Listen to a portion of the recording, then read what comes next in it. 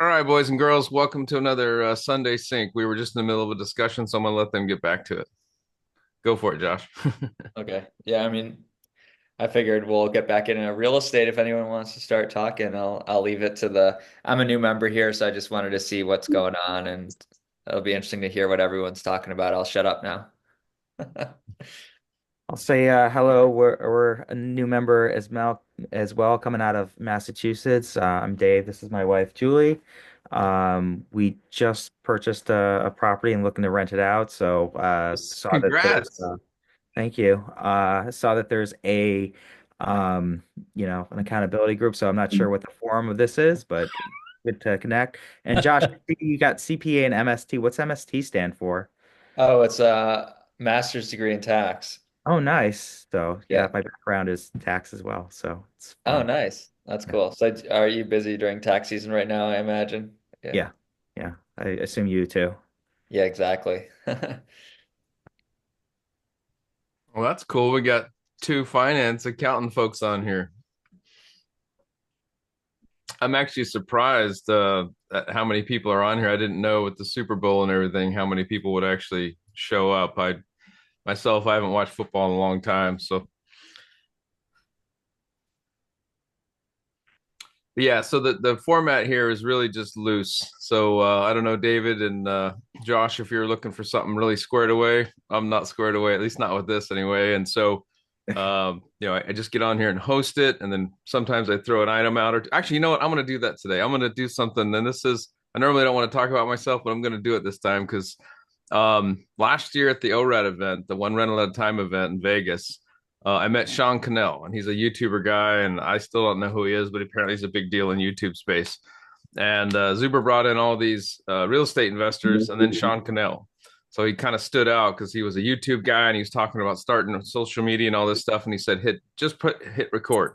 So I was like, "All right." So I did that a year ago almost, and we just hit the 1,000 subscriber on the YouTube channel, and it was Michael Zuber who was the 1,000 subscriber. So I just thought that was cool. I reached out to him and said, "Hey man, will you be my 1,000 subscriber? I'm at 999." He's like, "Yeah, sure." So he did it. So anyway, I thought that was cool. So FYI. Is that your channel, REI Jared? Yeah, yeah. REI Jared on YouTube, also on Instagram, and I'm learning how to use Instagram. So if I screw something up there, sorry. I wasn't a big Instagram person until I don't know October of last year. So trying to learn it. Are you kind of like the midterm rental guy on the forum? No, I do something really weird. I do rent by room. Oh yeah, I saw you. You're the one that's like obsessed with real estate and lost all your friends. Yeah, Is yeah. that no? Yeah. And so that's why I'm here. That's all I can talk about is real estate. I am backing off, but man, I tell you, I caught the bug and it went ballistic. So I don't see that as a bad thing either. I know it sucks. And I drive my family nuts with real estate and they're sick of hearing it. And all the friends I kind of had, like, they got sick of hearing it. And I was like, I don't know, man. That's all I want to talk about. So I kind of drove them all off, but I don't know. I don't see it as a bad thing.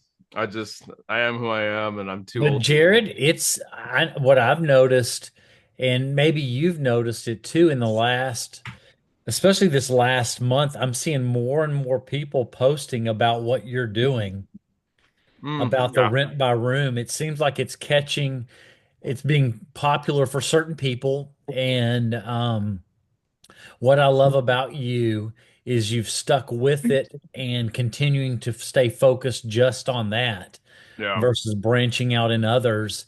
And maybe you're at the front end of the trend, and you'll be able to grow and share wisdom to all these new people getting into it. I was in a if you guys like, been on Zuber's channel, Pace Morby's channel, and all those guys, but there's a guy out there named Michael Minaksakian. I can't even say his last name. He's in Sub 2. He's in ORAD. He was at the Vegas event last year, and I love the guy. He's awesome. I think he's 30. He's got 60 properties, not units, properties. The guy's a beast, and he started in 2000, and he's come around to the co-living thing. He has 65 people in a paid community that are doing co-living. I had no idea. I know Sam Wiegert does it, but he does it a little bit different. He's been doing it for 15 years. And I just was like, wow, that is really cool. So So he's young. So he started his investing career. He's already retired. He's 30 and retired. Good for him. But he was saying, "Hey man, you figured it out early as far as I'm doing something kind of weird. Most people, I don't want to talk about me. I want to talk about people on here, but I'll say this and I'll shut up. And if people want to talk about it, I'll explain. But I looked at my goals and I was like, I want cash flow with the potential for appreciation. I want tax write-offs. So that's why I ended up in Arizona. I live in Oregon, but I wanted to do the strategy, not go look for deals and then try to I believe the right way for most people is to look for deals, creative, sub two, if they have the capital, buy it, whatever, if it pencils in different markets, whatever. But I wanted to do the exit strategy, co-living. That's what I wanted to do. I didn't want to go find a deal and then match the exit strategy to the deal and then have to learn all this different shit. I wanted to focus on co-living because co-living for me had the most ROI and I could do it all. And I'm self-funding. I don't need partners. I'd like to learn how to work with partners in the future, but I am a little anal, so I don't know if I could even do it. So I went out and I had to find the property to match my exit strategy. There's not one person out there that told me that was a good idea. Pace Morby tells me, he doesn't say it, but basically he's kind of like, you're kind of an idiot. You should go out and do this. And I'm like, okay, that cool. That works for you, but doesn't work for me. Kind of like what Dion said in the meeting with him. He's like, ooh, I don't want any of that ick on me because I don't want to create another job for myself. I'm actually trying to retire in 2 years, get out of my W-2 and all that. So anyway, with all that said, I had the exit strategy in mind and I wanted to find the properties to match that. It's a lot harder to do that, but I've done 3 so far. And I think I've got my 4th coming up here pretty soon. So it's really hard because my buy box is 2,000 square feet or better, no HOA, no pool, with 2.5 bath, under 550,000 in Arizona. Good luck. So that's what I've been doing, but you can find them. And if you just persistent enough and write enough offers, they're there. And what's the cash flow? You said, because I thought I very briefly saw your posts where the cash flow seemed kind of insane. I don't know It's if those are freaking ridiculous. I had no idea. I run my numbers on occupancy at 75%. Co-living rent by room is a totally different animal. You don't run vacancy the same. You don't run your CapEx the same. A lot of things are different, but there's a lot of bonuses too, because you always have somebody in the house. You don't have to worry about for a year, hey, what's the condition of my property? I've got cleaning ladies. It's like my spy. You can keep up with your asset that way. But anyway, yeah, I was figuring as long as I broke above 1,000 per house, I would be happy. And in my market, about 450K is where I'm buying. I am buying conventional. I would love to do creative and sub two and all that, but I just talked about how it's hard to do that. My exit strategy. But for me, I do 8-bedroom houses, which is why I have to have 2,000 square feet. The first 4 bedrooms pay for the mortgage. The 5th one basically pays for the utilities. 6th, 7th, and 8th is all profit. So I run my numbers at 6 bedrooms. I've consistently over the last 6 months been at 7, and then this last month I was at 8. So not only did I beat that $1,000 per house, I'm averaging 2,600 net per house. I had no idea it was going to do that. And so yeah, it's been phenomenal. So that's awesome. Yeah. And so with conventional, are you just putting like 10% down or something? And no. I had to put 25% down on one and then 30% down on another because I'm a new investor. Well, not anymore. Now I can probably do the 20%, but I don't have 2 years of tax returns. I don't even have 1 year of tax returns. New investor. I'm a risk, right, to the banks. And so they said, hey, look, you need to put 25% down. I was like, cool, here you go. Bam. It was 105K. And then I had put 37 grand into reno. So yeah, it's expensive. Yeah. But we've got the capital to do it. And then, whatever. And then I went back to them a month later and said, hey, I want to do another one. And they're like, are you out of your freaking mind? Right. And they're like, dude, we can't do this unless you put 30%. And I'm like, cool, 30%. And they're like, but I did find a credit union that Mako, Mountain America Credit Union. If you have a W-2 or an established self-employment business, they'll allow you to do a 10% down on an investment property if you have a W-2 or self-employed with 2 years of tax returns that look good to them. So that's what I plan on doing. I don't even have my first year, but I did talk to them. and they said, hey, look, you've got capital in the bank, you've got real estate, you have a good W-2, get your first year tax returns done, and then come back and talk to us. So that's what I'm going to do. Nice. Yeah, so you're Anyway, looking at like 2,600 a month in cash flow off of like $150,000 investment or something like that. Yeah. yeah, well, that's on average across 3 properties. It's more like one of the properties I bought as a primary, and so I've got my cash on cash return is fantastic for that first property, but the cash flow on that it's about 1,600 net or so. So when I Yeah. say 2,600, that's average across. Now the other two, because I put a bigger down payment, I'm hitting that upper threshold of closer to 3 or whatever, which brings the overall average up. So yeah, 8,000 net is what we hit full for the month. That was great. I run all my numbers across my gross was 20 grand, but I run all my numbers to where, and then my take home was 17.2, right? Or not take home, but from the property management fees, knock off 3 grand. So I had 17 coming to me. I run all my numbers at 15K. I was running them at 1350. And then over 6 months, I saw it was always the north of 15. So I bumped it up to 14K. And then, another 6 months, I saw it was always above 15. So now I run my numbers at 15K and we're coming in at 17. So, it's That's positive. good. It's fun to be, what do you call it? Under promise and over deliver. And so I did my numbers conservative to make sure I didn't screw up. And we put a large down payments, and I'm glad to see it's working out. Anyway, enough about me. There's got to be somebody out there that wants to talk about something. I kind of have an agenda here and just want to, it's probably basic, but like I said, we just picked up a property and we we're trying to rent it out and we're just kind of like, how do we go about doing that?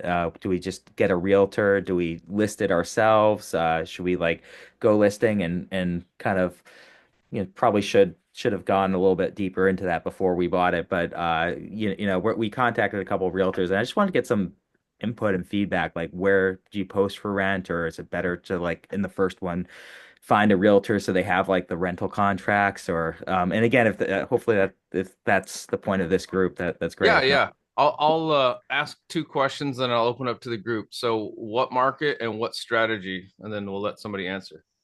yeah, so it's market, it's in central Massachusetts is the market. It's not, there's not a huge rental market. Like if you go into downtown Boston, there's huge rental, there's like hundreds of rentals listed. There might be like one or two, and it's a single family home, new construction, 3 bed, 2 baths, and again, central Mass. So market. Anything else I'm missing on that? No. We were thinking more of a long-term renter, like year, but we're also like it's close enough by a hospital, that we're kind of asking them if they do like short-term or mid-term, like traveling nurse rentals, like if it makes sense to furnish it. So again, I just kind of started to walk in there and see like who to contact in the HR department there. But that's kind of where we're at right now. Does somebody on here have experience in that market or at least that strategy that wants to answer the question? I don't have experience in that market, but usually I do have my real estate license too, and usually agents charge a commission, usually 5 or 6% of the lease for the year. So from a cash flow perspective, I know as a renter, just posting on Zillow or Craigslist or something like that might and have an application fee that's Mhm. pretty high would just kind of get all the riffraff away. So having people pay to, apply and all that just so you get a good tenant in there. But I don't know if a real estate agent's going to provide you with 6% of the lease for the whole year up front. Probably unlikely, but Well, and well, I a lot of the agreements are pretty like a lease or whatever is pretty boilerplate. guess. So hiring like an attorney or something to create one for you might not, add value either. But I don't know if that helps. Where would you get the agreement from though? Would you just contact like a local realtor, or like I feel like they're out there, but You should I just just apply for an apartment and just get the agreement and just copy and paste. You know what I mean? have It's that like idea. what? I mean, it's all pretty, I don't know. I'm sure if you were to, there's probably like a landlord association in Massachusetts or something where you could download that form pretty quickly. I don't know if anyone else here disagrees with me on that, but You can go to Bigger Pockets if you're on there, and they have a bunch of leases for the different states and areas. oh, that's good to hear. Where in Central Mass specifically, if you don't mind me asking, No, David? no, no, not at all. It's in Athol, Massachusetts, which is west of Gardner. It's probably the closest town. Gotcha. I live in Boston. I could probably connect you with a real estate agent, if you want, that I know, Yeah, to if get you you started. if you have a connection, yeah, and it's good to see. We're in Lexington right now, Oh, you're in so Lexington. I live in Waltham. oh, awesome. So Hi, we're like neighbor. neighbors. Yes, yes. Good. It's good to know that there's somebody else from Massachusetts here in this group because most are in the West Coast. So yeah, Yeah, if you Carl, if you have one, that would be great. yeah, sure. I'll send you a message. Awesome. Hey, David, I know a lot of people would be like, you bought a place and you don't have like a strategy. And a lot of people be like, that's crazy. I love that, man. Talk about taking action, dive in, figure it out. Cause that's kind of what I did. And yeah, maybe a little crazy in the beginning, but hey, man, you're not one of these people that sit there and analyze for 4 or 5 years and then don't do anything about it. You just went for it. So congratulations. Good job. Thanks. And we do have a strategy. It's to rent it out. It's just Yeah. how do you find that person? Well, there's that. You got that. Yeah. And I think Josh might have some insight into this. It's part of it too is time of year where I'm feeling a little bit like cramped hours wise. So it's like, do I shop it out now or you know? I would make a suggestion or ask a couple of questions. My background, I've been on a real estate team for 12 years, and I also own a property management company. The difference between hiring a realtor to lease it out versus property management, there is a difference. A realtor is going to just get somebody in there because they only get paid to get them in there. Hmm. They don't have the same long-term perspective of getting you somebody that's going to be good after they're in there. Property managers look at it differently when they're leasing, plus all their experience of how to vet the tenants because they have to handle them going forward. I would recommend if you look for someone that, if you're going to look in that route, property manager that leases and doing property management, they have a longer perspective of not just getting somebody in there, Hmm. but they're going to be working with them for the next 12 months. Hmm.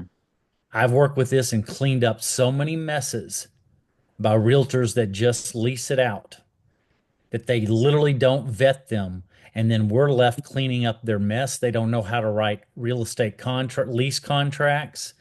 So I'd be very careful of what, and but also know what you want. Hmm. That's my experience, and I've been doing this for in the property management now for 8 years, and it's almost universal. The people that hire somebody to lease it out, and then it goes south or has a problem, then we're the ones cleaning it up because Hmm. these agents don't know how to vet them and don't know how to write the contract. It's not boilerplate. Hmm. There are so many nuances to this that y'all don't understand. Yeah. It's that's good input. Yeah. That is awesome input, Brennan. Yeah, That's awesome, man. that was good on the real estate leasing side. I didn't even think about that I between have it. been doing this for now since 2010, and I've seen it all. And I'm not saying this to get property management. I'm saying it truthful what I've watched happen. This is not just because I have a property management company. I'm trying to help y'all protect your asset.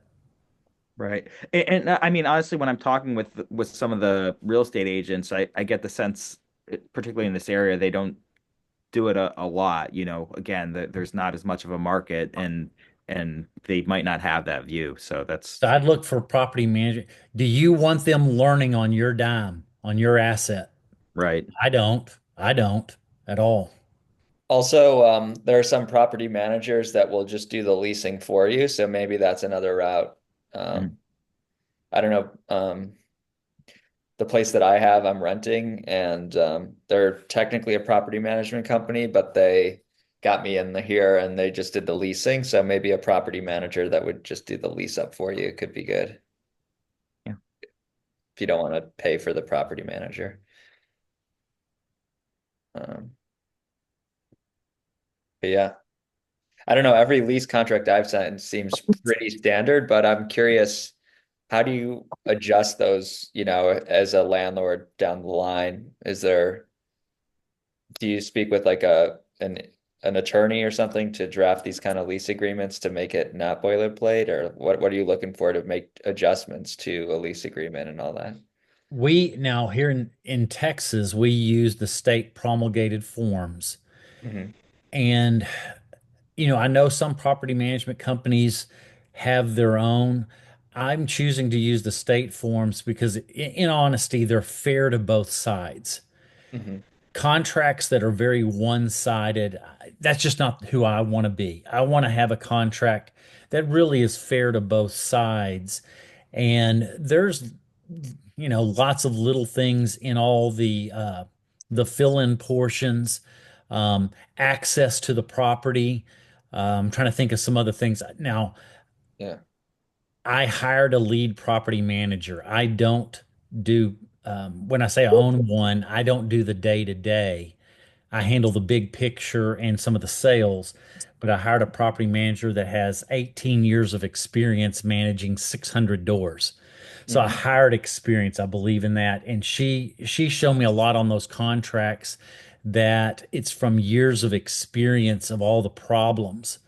Um, so so I just caution, I would recommend, Josh, like you said, if you've got a property manager that'll do lease only, David, that would be a good recommendation because they have experience leasing and know what to put in those contracts. If you want to do property management, that's a separate thing.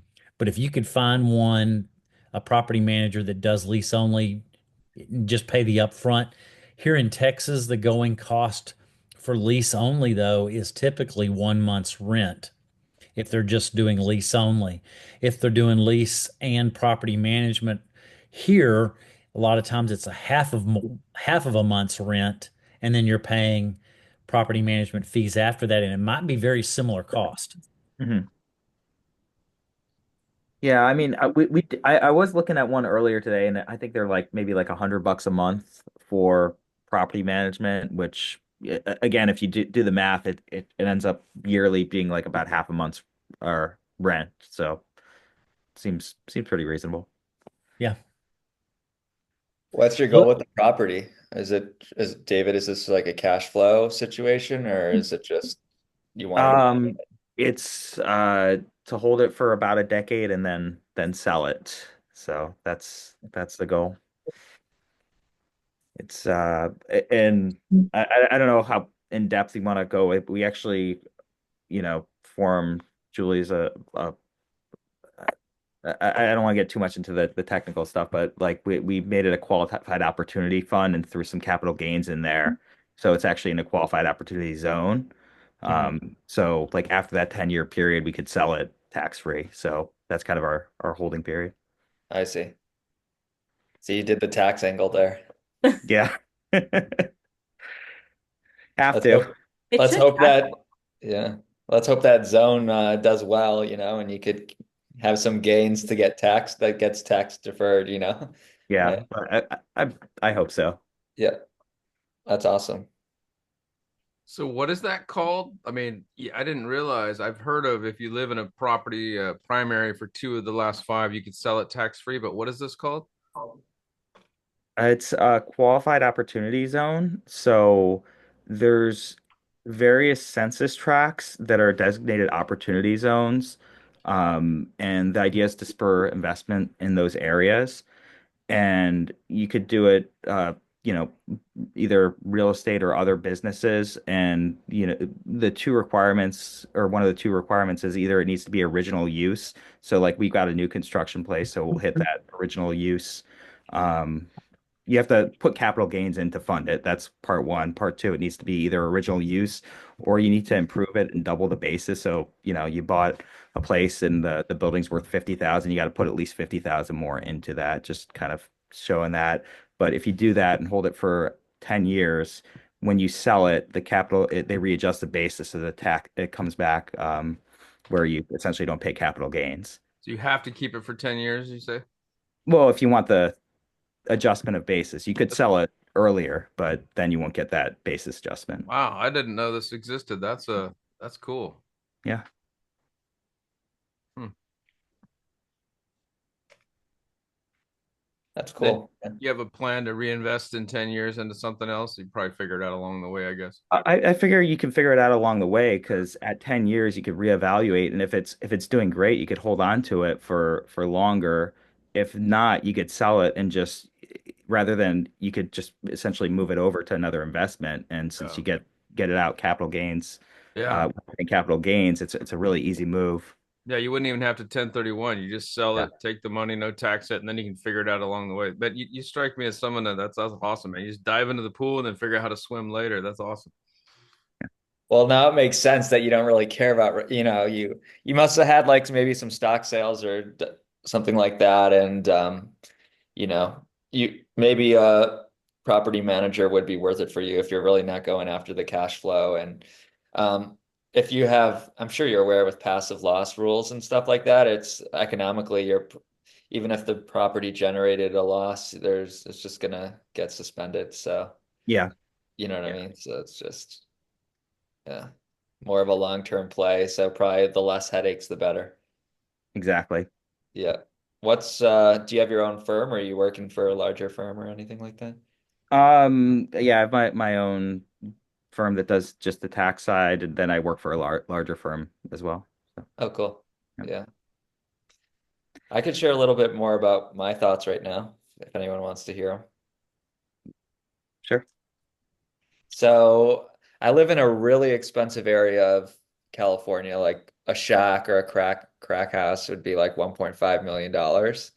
So my long-term idea, the last 3 years, I kind of built my own CPA practice, so the cash flow is getting better and better.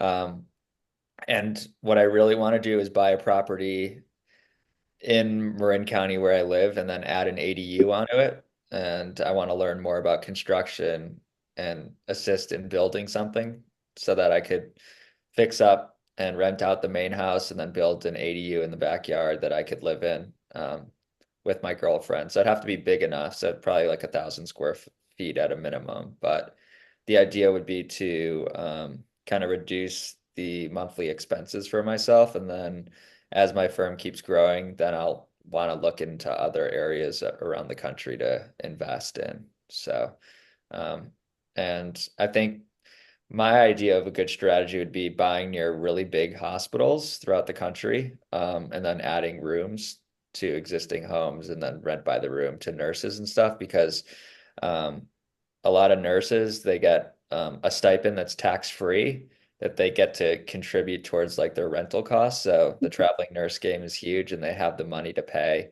um, pay it because they're getting all this tax free money. So the idea would be to look at kind of these more affordable areas and do something like that. But that's kind of the main thing. I haven't really invested in real estate. I'm mostly just invested in stocks and retirement accounts and things like that. And the big hurdle would be, buying a primary and building an ADU or doing a house hack. That's like my first step.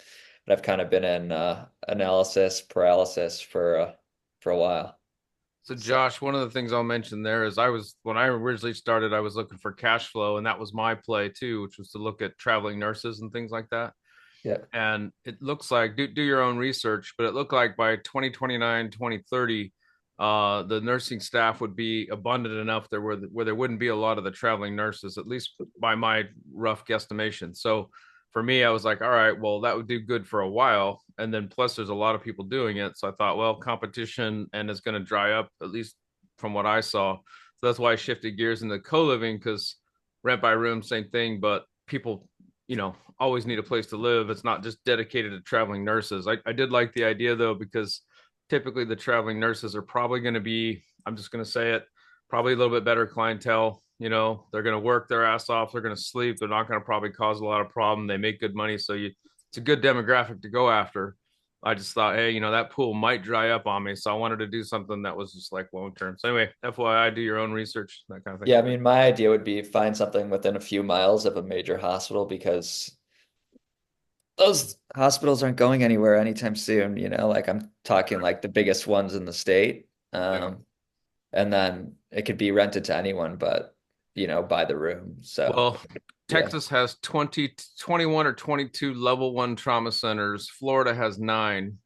And Arizona has a few too. I was looking in landlord friendly states. So just, I think Texas was your biggest market.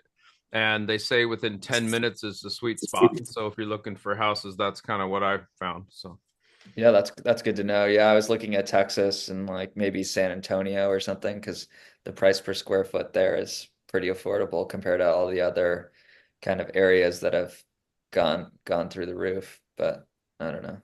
yeah, the property taxes were too high for me in Texas. The cost of the house was better in general than Arizona, but the property taxes were too high. And so that's why Arizona fit better for me. But Yeah. I know there's certain states like is it North Dakota or South Dakota that they're trying to get rid of property taxes altogether. So that could be a good market, you know, if you were to buy near a there's, hospital like the biggest hospital in North Dakota and they there's a bill being drafted right now, and it's actually and I forget I think it's Texas. And Brandon, this might be something you're aware of, but bill being drafted, property taxes are apparently illegal. And so there's a bill being drafted to be taken up, and there's one I Texas senator that's trying to drive it. If you guys go to Real Estate Mindset, it's a YouTube channel. The guy's a kind of an activist in the real estate world. He was one of the few guys that flew out to North Carolina after the hurricanes and was filming it and trying to broadcast. And we still got people living in tents and stuff. It's insane. But he's trying to bring awareness, and he's also, you know, on the Hill and trying to do different things. So he's kind of a little bit of a radical, but you know, some of the stuff he's doing is kind of neat. There are several bills in the legislature going out to eliminate property tax. I'm actually talking to one of our state representatives who's proposing one, or actually has one on the docket. So yes, there are several proposals right now. Of course, there's other proposals not to eliminate it, to just raise the deduction, but that only helps the homeowner, not all the property owners. So who knows what's going to happen just yet. Lead the way, Texas. Come on, go. I hope so. So what do you guys think about my investment strategy? Do you guys like the idea? Think it's dumb? Use your primary income or job to create opportunities with nursing. I am a helicopter mechanic. Most of the nurses so I talked about starting a tax preparation, and almost everybody I talked to about it was interested in having a personal relationship with the CPA. And from there, I think you can open opportunities and get to know your clientele, or the referrals will know you quicker. Yeah, can you close that for a minute? One thing to go on, Josh, to go on your setup. I know a lot of people that have MTRs, so midterm rental. So they use the same concept you're doing with the hospital, but they also use it for construction, for insurance, for a fire in our area. Because if you have an area that's outside of the fire zone, you can actually utilize that for fire seasons, and you have contracts with certain different companies, corporations, everything else that are in those areas. So that's something else to look into as well. So it's a similar setup that you're talking about with co-living, but it's an MTR instead. So it's a fully furnished unit. Do they pay you even though nobody's there if you have a contract, or is it? No, they don't. So what happens is like a short-term rental. It is like an Airbnb Verbo type thing, and the corporations and stuff will go on and sign up for it if they have a group coming in for a longer period than 30 days. So you have to find those locations where work's going on, because especially California, road work's going to take 3 years. So if you get that in that area and then you utilize it for other things down the road, it's just a thought. I've been playing with the whole thing. That's cool. I guess this first time I saw you, Jim. Where are you based? Are you in Sacramento, California? Oh, cool. Yeah. Nice. So Jim, is it the case where you might be worried about vacancy, but I know that in some of those situations, the ROI during that time period is so high it actually offsets your vacancy. Is that what you're Correct. observing? Yes. Okay. Because it's less than a short-term rental, but it's more than a long-term rental. You have to crunch your numbers. It's a trial thing. It's something I'll look into. My actual mortgage broker has 20 of them. Yeah, he's been doing it for many years, and he's just got that system. He does a lot more corporations. He's got contracts with a lot of corporations, and that's where they come in. So a Sacramento hub type thing, a Bay Area type hub type thing, different houses, different areas. What's interesting about this is the psychology of stuff. Like that type of person has a personality, and if your personality doesn't tie in, you probably hire a property manager. But like, I think it's interesting how how certain people look like their dogs. Yeah, I think there's a certain real estate investor that's attracted to a strategy, right, or a way of thing. I'm starting to see that anyway, so it's just interesting to me. It's definitely a business. It is not a total investment. It's a business. Yeah, that's for sure. And yeah. he specifically has employees that manage it, and that's what I would do. Yeah, Yeah, I've been a contractor for 30 years, so be an owner, not an operator. Yeah, correct. Yes, and that's also back to the personality and your capital position. But if your personality is such that you don't like talking to people, chances are you're going to hire somebody, even if it's a little bit of a hit, as long as you're positive ROI. Yes, correct. I want max cash flow. I don't mind talking to people, so I'm injecting myself there to save that cost for now. So it's interesting to see where people are. Yes, I'm looking at the global investment. I'd rather hire the employees to do the day-to-day. Jim, that's what I do when I do the build to rent. I don't actually do the GC work. I've hired a GC so that I can continue to look for properties and manage the big picture. Yeah, I've been looking at that too, but California's California. Yeah, it'd be tough. It'd be tough. Yeah. So, but like David was saying, the two areas I'm looking in, Calaveras and Amador, they're both opportunity zones. So I don't know enough information about those two things. I don't have enough tax write-offs right now to deal with that, but it could help down the road if they continue it. Because I thought that program was going to be going away in the next couple of years.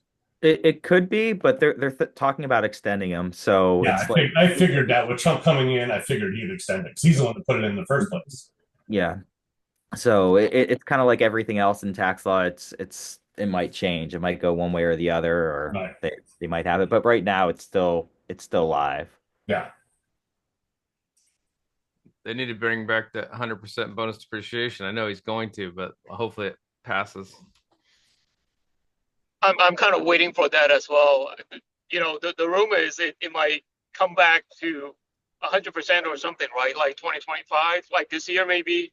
But I don't know.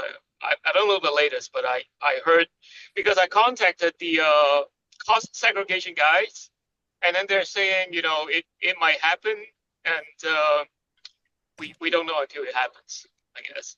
I don't know whether there's a bill being submitted or not.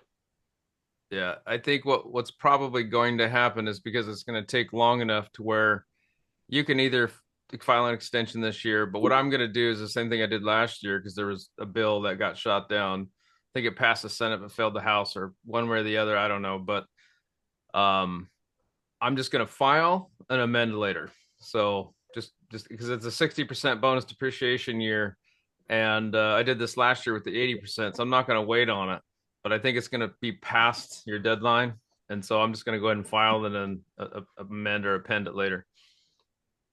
Oh, okay. So you're still going to use the 2024, but then if it happens, you're going to amend and get, perhaps okay. Yeah, because I've done this before. Had I waited, for me anyway, I got to look at my opportunity cost, because I got back about 45 grand. And so I got to look at my opportunity cost of screwing around, waiting on something that may never happen anyway. So I went ahead and filed for 2023 taxes in 24, got the return, put that into another house, and it never happened. It never came back.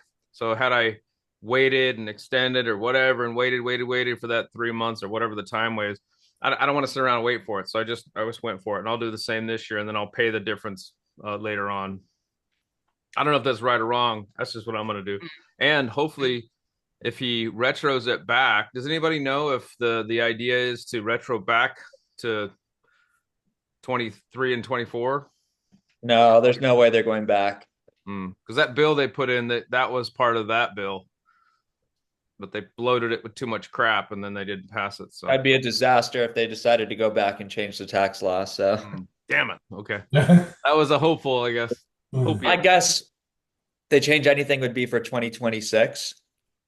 Ah, So that would be my guess, you know. But Trump's been moving pretty quickly these days. so you're saying that the 60% bonus depreciation that we're having this year is probably going to stay and it won't be 100? I mean, it's anyone's guess with Trump, but Yeah. Damn it. That would be okay. Well, then the more reason just to go forward and figure it out later.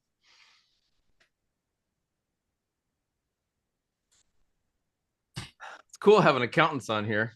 hey Jim, what is your investment stuff? Right now, I'm just starting. I've been researching for the last 8 months. Gotten into Zuber, Dion, and Matt, and also Coach Carlson. Just doing a lot of research. I've also been looking into a lot of short-term rentals.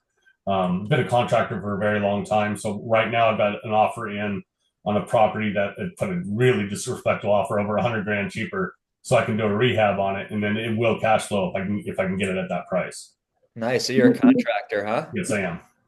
Hey, that's good to have a contractor on here to ask questions about.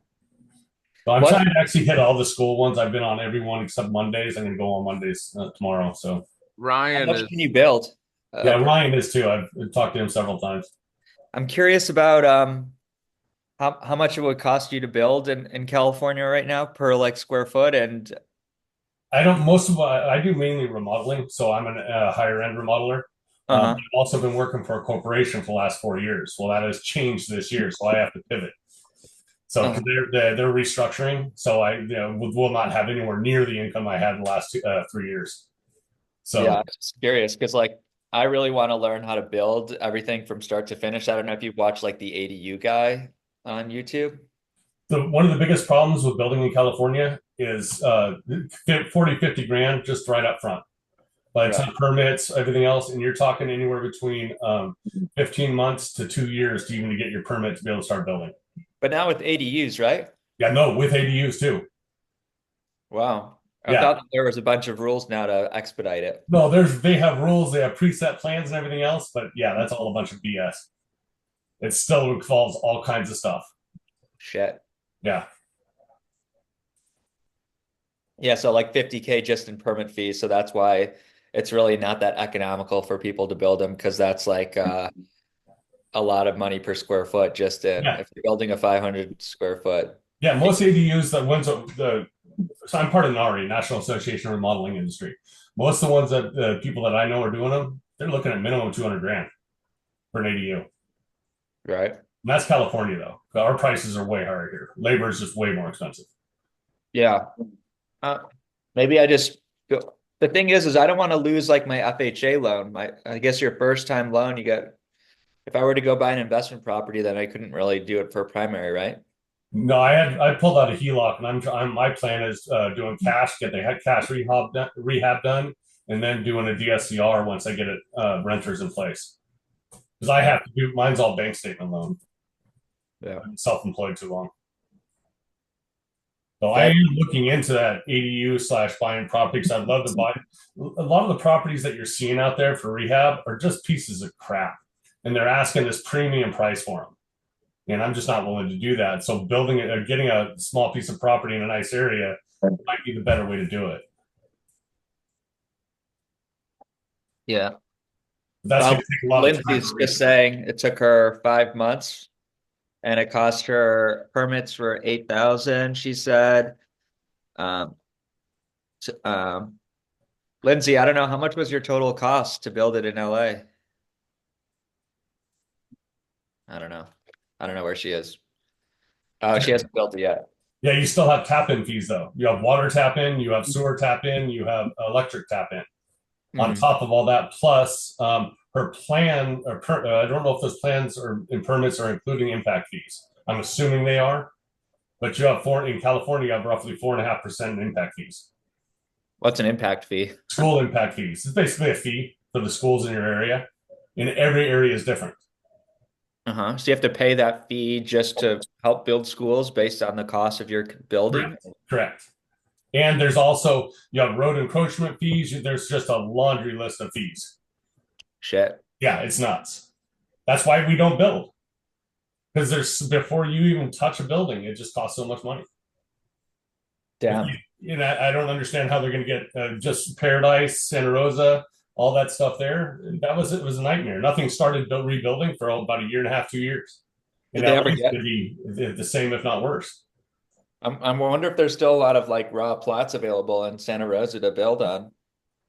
I'm sure there are, because a lot of things, what happened too is people actually built and then they didn't realize their property taxes skyrocketed and their insurance more than tripled.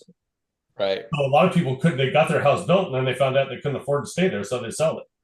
Right. It's crazy. Yeah, it's an expensive game in California. Yes. There are ways around. It's just going to take a lot of research to figure it out. Yeah. Well, for now, I guess I'll just rent and look. But I guess, yeah, maybe just investing out of state is the ticket for me. Yeah, if I wasn't it wasn't a contractor, I'd be looking out of state right now. But since I am, I have a starting point that I'm going to start with and then go from there after I get into it first. Right. I do think it's like really nice if you could have properties that are, like Zuber said, within 2 hours drive at a minimum, because the thought of me like getting on a plane and flying to Texas to figure out what's going on with the property or anything like that does not seem fun to me, you know? Yeah. And that's my thought process too, but I'm going 3 hours. So I don't have a problem traveling. Yeah. And I'll put zones as I start to build. So I'm trying to find the best rehab deal. Because my plan is to buy it for cash, get into it, get my money back, and then start renting it out. Right. And then if it doesn't work for that first year or so, then I sell it after that year's in and get 15% tax instead of my normal income tax that I'd have on my business. That's cool. As a capital gain. And what's like in terms of a good deal, what are you looking at in terms of purchase price and all that? And anything under 200,000 that I can usually get down. Like the one I'm looking at, it came back to me at a $20,000 more. I said the only way I'm paying more is if you get me an engineering report. I put no inspections on the offer, but then they came back to a higher amount, and I was going, no, I already know there's some engineering issues, which I'll take the risk on dealing with, but I'm not going to pay more for it. Well, engineering report, that's something I learned today. There's something engineering report and then a home inspection report. Those are different, I imagine. Or? Yeah, I used to be a CREA home inspector as well, but I got out of that years ago. Just it's too expensive for insurance and everything. So yes, the engineering report would be for the foundation. I know the house is settling. I know it for a fact. I see. Yeah, so I would have. It's more of a ploy to get into it with them giving me the price I want. Mm-hmm. Because I already know there's an issue, and if they bring that issue up, now they have it on record, and any other transaction somebody wants to purchase, they have to disclose it. Right. So they're better bet. It wasn't in the Avid or anything like that. No, because they don't have that. I know for a fact it is because I'm a contractor. I've been there to look at it, and you could feel it walking in the house. Yeah, it's dropping probably 2 inches. Damn. So I wish I was a contractor. Jim, you're being sharp on that, because then they have to disclose it, and it's a negotiating tool saying, well, if you disclose this going forward, you're probably going to be at this same price that I'm offering. Exactly. So you're being sharp on this. Yeah, because I can fix it. It might cost a little bit of money, but I don't have to do it right away. So it's because there was no cracking, there was no nothing else. I just know it's settling the way it was built.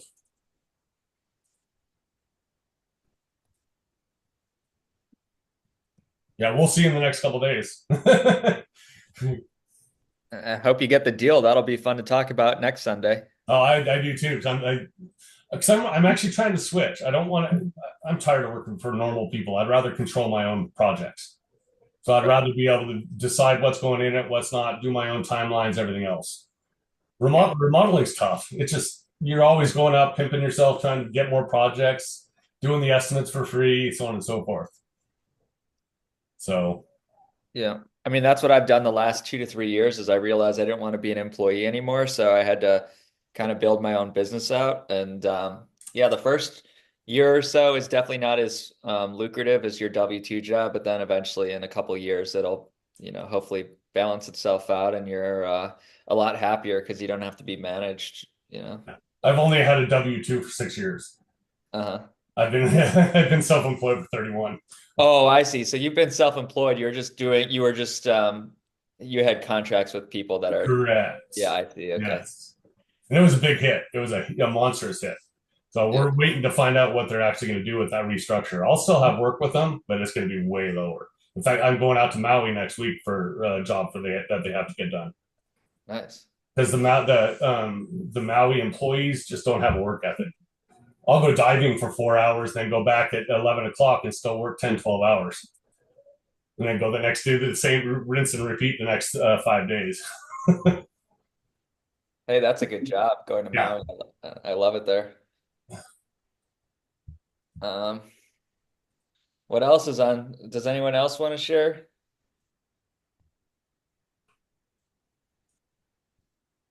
Yeah, I want to share one thing, and I heard that Jared is working on, your fourth PadSplit. Not sure if you're still going with PadSplit, but mine just kind of, went online in the last couple of weeks, and I finally figure out, all this legal setup to accept members.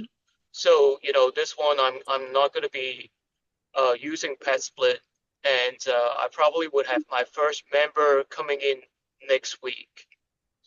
Nice. So yeah, it's taking me some time, but got that all done. I talk with some PadSplit people too.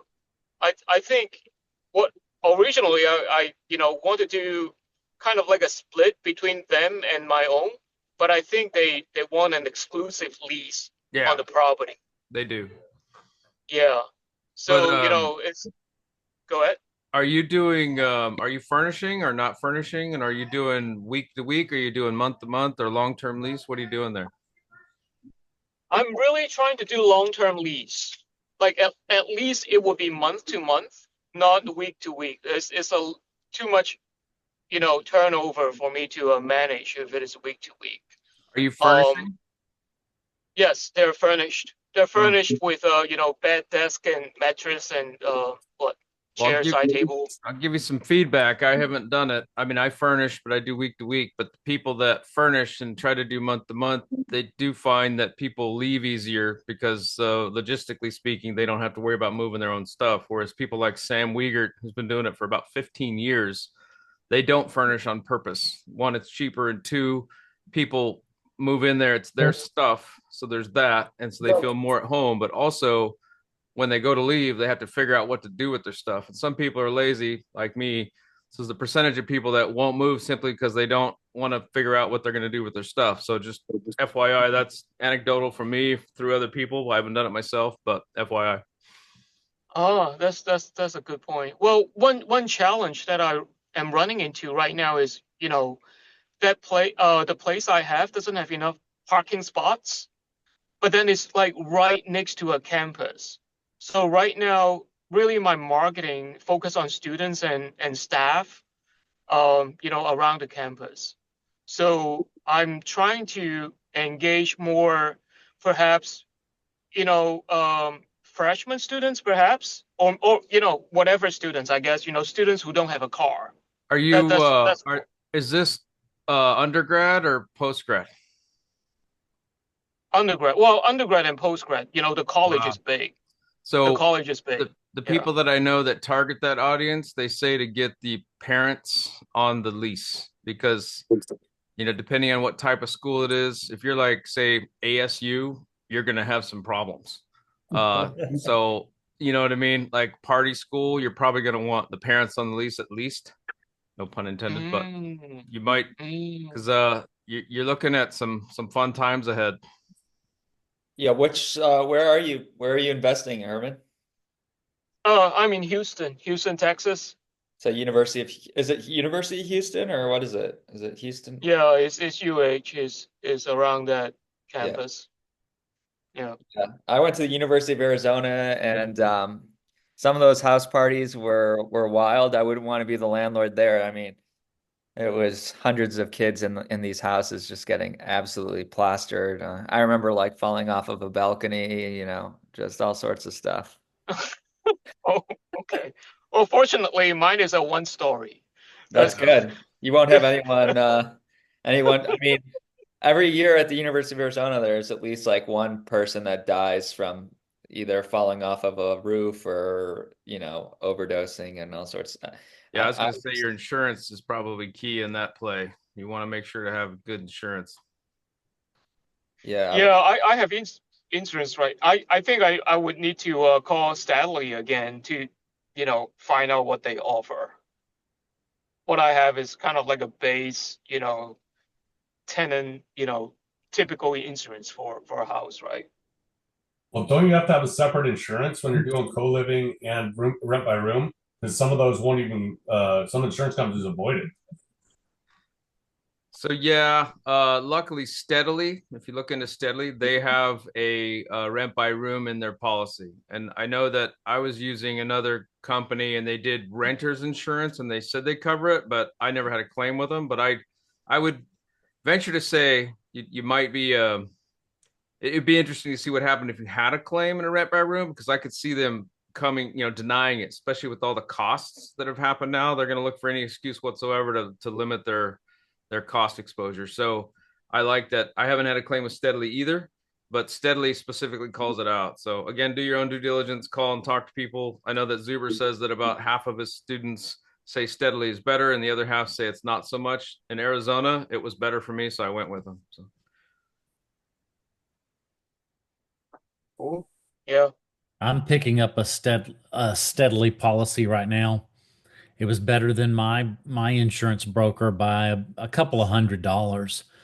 But then, did y'all see the video that Zuber had out on that interview? It's about an hour video a day or two ago with with Steadily. It was a good interview. yeah, I've seen it. He's had him on a few times. I've seen them all.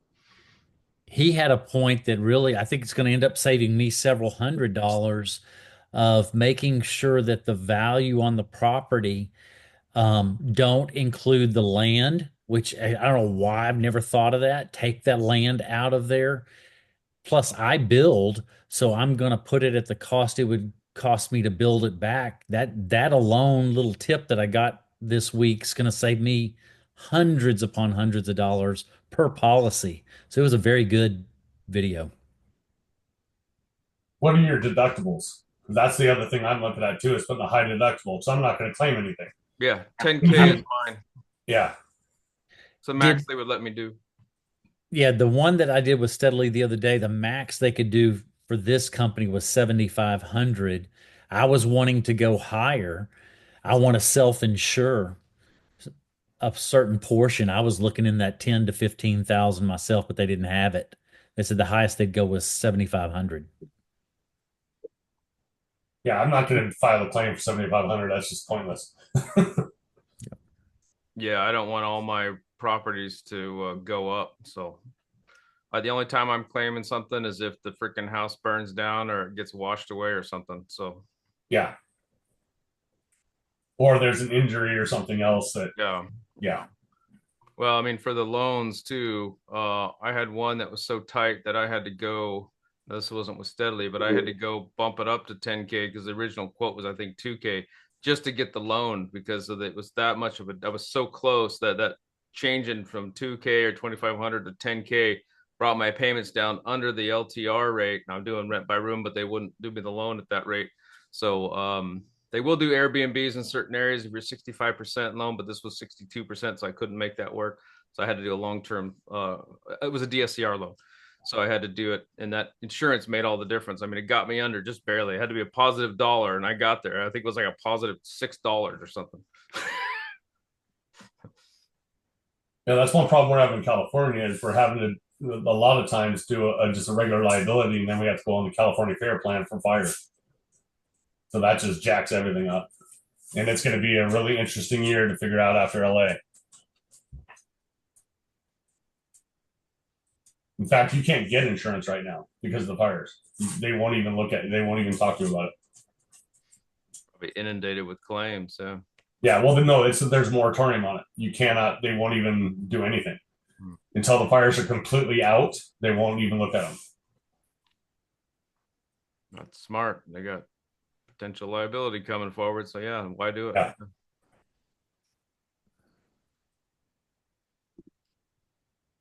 When you guys add new properties, what's the order of operations? Like, is there an LLC first, financing after that? Interesting question. Yeah, this is gonna be an hour. I bet. I'm gonna shut up and let people. Dion has videos. There's lots of videos. That's where I'd say recommend you look at a couple of videos. Dion has videos on personal name, have it in your personal name versus an LLC. And then there's another guy, Jared, I'm trying to think of the guy, the CPA that recommends more LLCs. You Matt Sorensen or Mark Kohler? No, that doesn't sound who I'm thinking of. You need to get a good perspective. I think Dion's going to be the primary one on putting them in your individual name. You're going to have more videos out there about putting them in LLCs. So I'd say that's easy to find that information. But listen to Dion's video from about, what would you say, Jared, 2 months ago or so? Yeah, he's done a few, and I think he just did one on Bigger Pockets that'll be out, or maybe it already is out. I don't know. So part of that is because he keeps dead against the properties. 3 of our 4 are clear. Ooh, yeah. So you're a target.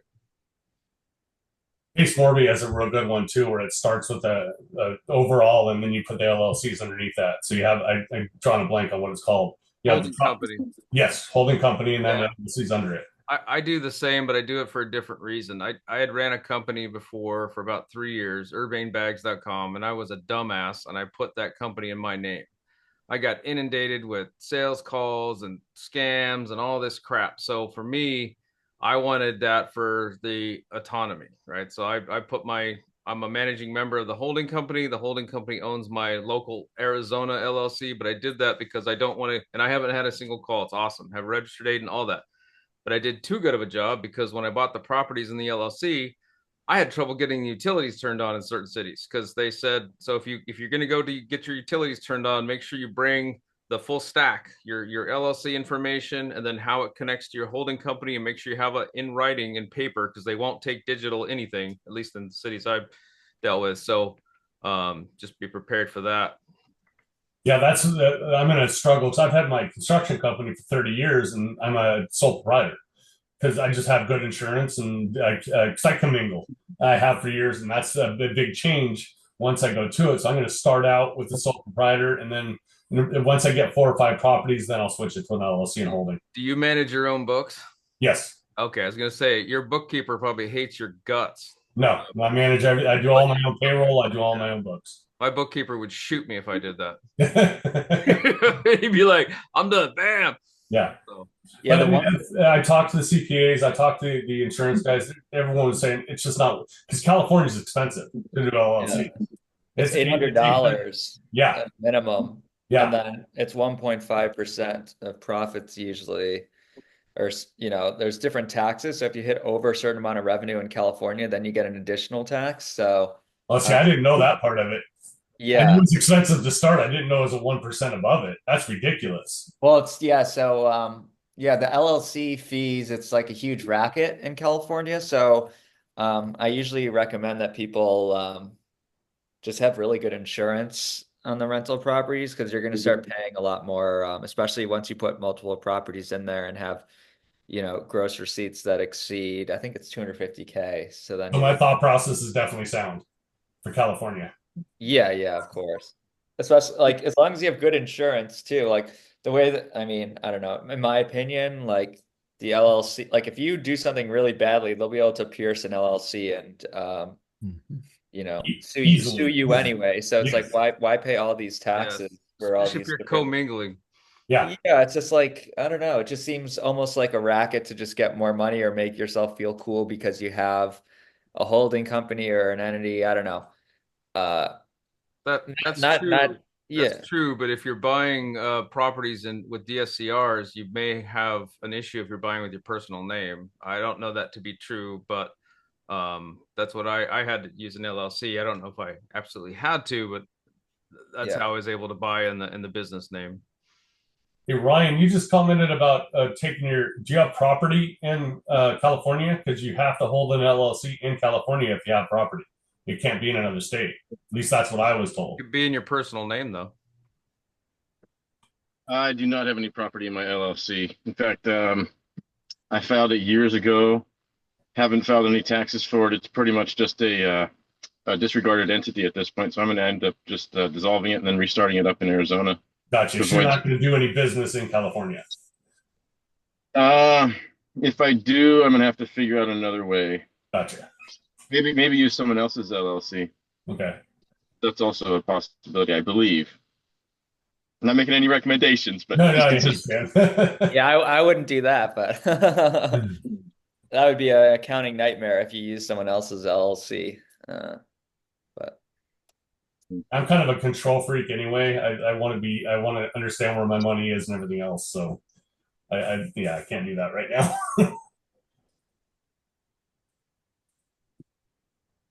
Sweet. Does it have to be in an LLC or can it be in an LLP or some other different entity? Maybe even just a trust? I mean, essentially, a trust, you would just need to get an EIN number, but a trust doesn't necessarily prevent you that much from any liability, especially if it's just like a living trust. It's essentially you own it, so it doesn't really. Is that private trust that's not filed anywhere? What was and that? then probably own the LLC from that. So a reverse holding, if you would. Yeah. I mean, I don't know. Is the benefit of a trust more of eliminating probate? Yeah, that's one of the reasons. If you have a living trust, then when you put assets in there, you avoid probate. Also, you could, if you were to die, then there's instructions for, you could essentially figure out how to allocate your kind of estate once you die within the document. So it's all set in stone. Yeah, I had a customer pass away during the construction. We finished it, and it took 2 years to get paid. So that's something I don't want to deal with my family. I'd rather have a trust at some point. Once I don't have a lot of stuff right now, but at some point I'd like to have it that way just because of that. Yeah, I would look into like a living trust, which is essentially like there's a revocable versus irrevocable. So irrevocable trust is like you've built a business and you decide to, gift it before irrevocably, so you can't go back and reverse it. But then a living trust essentially is you just plop everything that you own in there, and Right. as long as you're alive, you could do whatever you want with the property. And the one concern I had with both of those is getting lending. Uh-huh. So, but with the new DSCR stuff, I believe you can get way more than 4, 10, whatever you want to get. I mean, you'd have to talk to the lender to figure out what structure they would allow to lend to you if they could do it within the trust or if it needs to be personally. I've heard of people having to, I don't know about buying, but refinancing, having to pull it out of the trust, refinance it, and then put it back in the trust. Is that something you guys have heard of? I have not heard that, no, but I'm sure it's definitely possible. I mean, it's anytime you add other levels besides just investing personally, it seems from what I've seen and read on podcasts, it just makes everything a little bit more complicated. Yeah, it seems more and more just get the proper insurance and do it all as sole proprietor. That's kind of the decision I've made, at least for now, is to put the properties are in my name. They have $1 million liability policy on them. And then I have another umbrella of another 2 million up and over and above that. That's just the choice I've made to make it simple for refinancing of it whenever need to, getting the 30-year on a regular traditional mortgage, and just having basically $3 million worth of coverage. Now, you're self-employed? I mean, I have businesses, but that I run, but I also have all the rental properties are in my personal name. Right. So that's one of the, because I have to do the just the way it was structured to get my HELOC, I had to do a bank statement loan and, to be able to get into that. So I can't really do conventional. It has to be something like that type of thing, like a Gotcha. DSCR or something like that. Do you run into a cap, Brandon, like for conventional loans? Because it's in your name, because I think they cap it at Cap is like 10 loans. yeah. And then after that, you've got the DSCR options after that. If you wanted to do 10, conventionals, and then if you have more than 10 properties, you could go towards the DSCR Yeah, route too. I will say something in this space, not for me personally, but I've got other investors I network with. And about the 3 personal loans, I know you capped at 10, but I've heard this from more than one person, investor, that, you know, if you get into that gray area, you have to wait that year per the lenders. You're intending to live in it for a year if you're doing that primary. If you're doing the conventional 5% for investment property, if you can get that, then cool. But this is specific to the primary. About the third one is where you start to have some trouble, according to people I've talked to. I'm going to find out because I'm about to buy my third primary here, and I'm going to see how that goes. I mean, are you actually living in it for a time period or? Yeah. Oh, I lived in one for 8 months. I didn't live the full year, but if somebody wants to come after me, my mom had a stroke and then she passed away, so they can, do whatever they want to, that kind of thing. I intended to live there and then something went sideways. This next one I'm going to buy, and I'm going to live there for a year. I'm going to occupy a room and travel a lot, but that's the plan. We'll see what happens. So I'm going to go forward with it and see what kind of. I'm going to put 5% down. It's going to break even, make a couple $100, something like that, and then after the first year, it should do fine. But I'm not doing that for necessarily investment purposes. I think it was somebody mentioned a while ago. My next property, I'm going to buy and run it as a co-living without PadSplit because the fees changed. And it's going to be for a learning experience for me, and it'll pay for itself, but it'll be more of, hey, is this feasible or not? I don't want to put 25% down or whatever on a property and try to run as a co-living without PadSplit and then, have it go sideways. So this way I only put 5% down, 25 grand. It's a pilot, if you will. Works out great. I'll do that moving forward. If I shit the bed, well, then I won't do it. I'll just, have PadSplit back involved, and we'll see how it goes. So if I can chime in on the down payment and stuff, because I'm at 8 loans, but I've been doing 25% down, and they're all marked as investment property. I was actually looking at that DSCR stuff, and my thinking is I'm probably going to have to plan for 30% down. But I think my objective is different. I want to get them paid in full. 15-year notes, not really anything on cash flow, just heavy principal reduction. Get those things paid off is sort of my plan. have you looked into velocity banking then? No, I haven't looked that far. I mean, I'm 8, so I got 2 more bullets in the chamber, I guess, for the 10, and Well, then I mean, we'll switch over. for a debt pay down structure, velocity banking is just leveraging like a HELOC or debt to pay down debt faster. So, for example, I've got a house that's worth $500,000. I owe 300,000. I can pay that off in 2.5 years with my cash flow if I wanted to, which I don't. I actually want to keep the debt on it, but you might check out if your goal is to pay things down, just Google velocity banking and see what you think. Okay, I will check it out. Thank you, man. Thank you. Yeah. I mean, I just figured the 15-year timeline lines up for me because I'm 42 and my son's 11.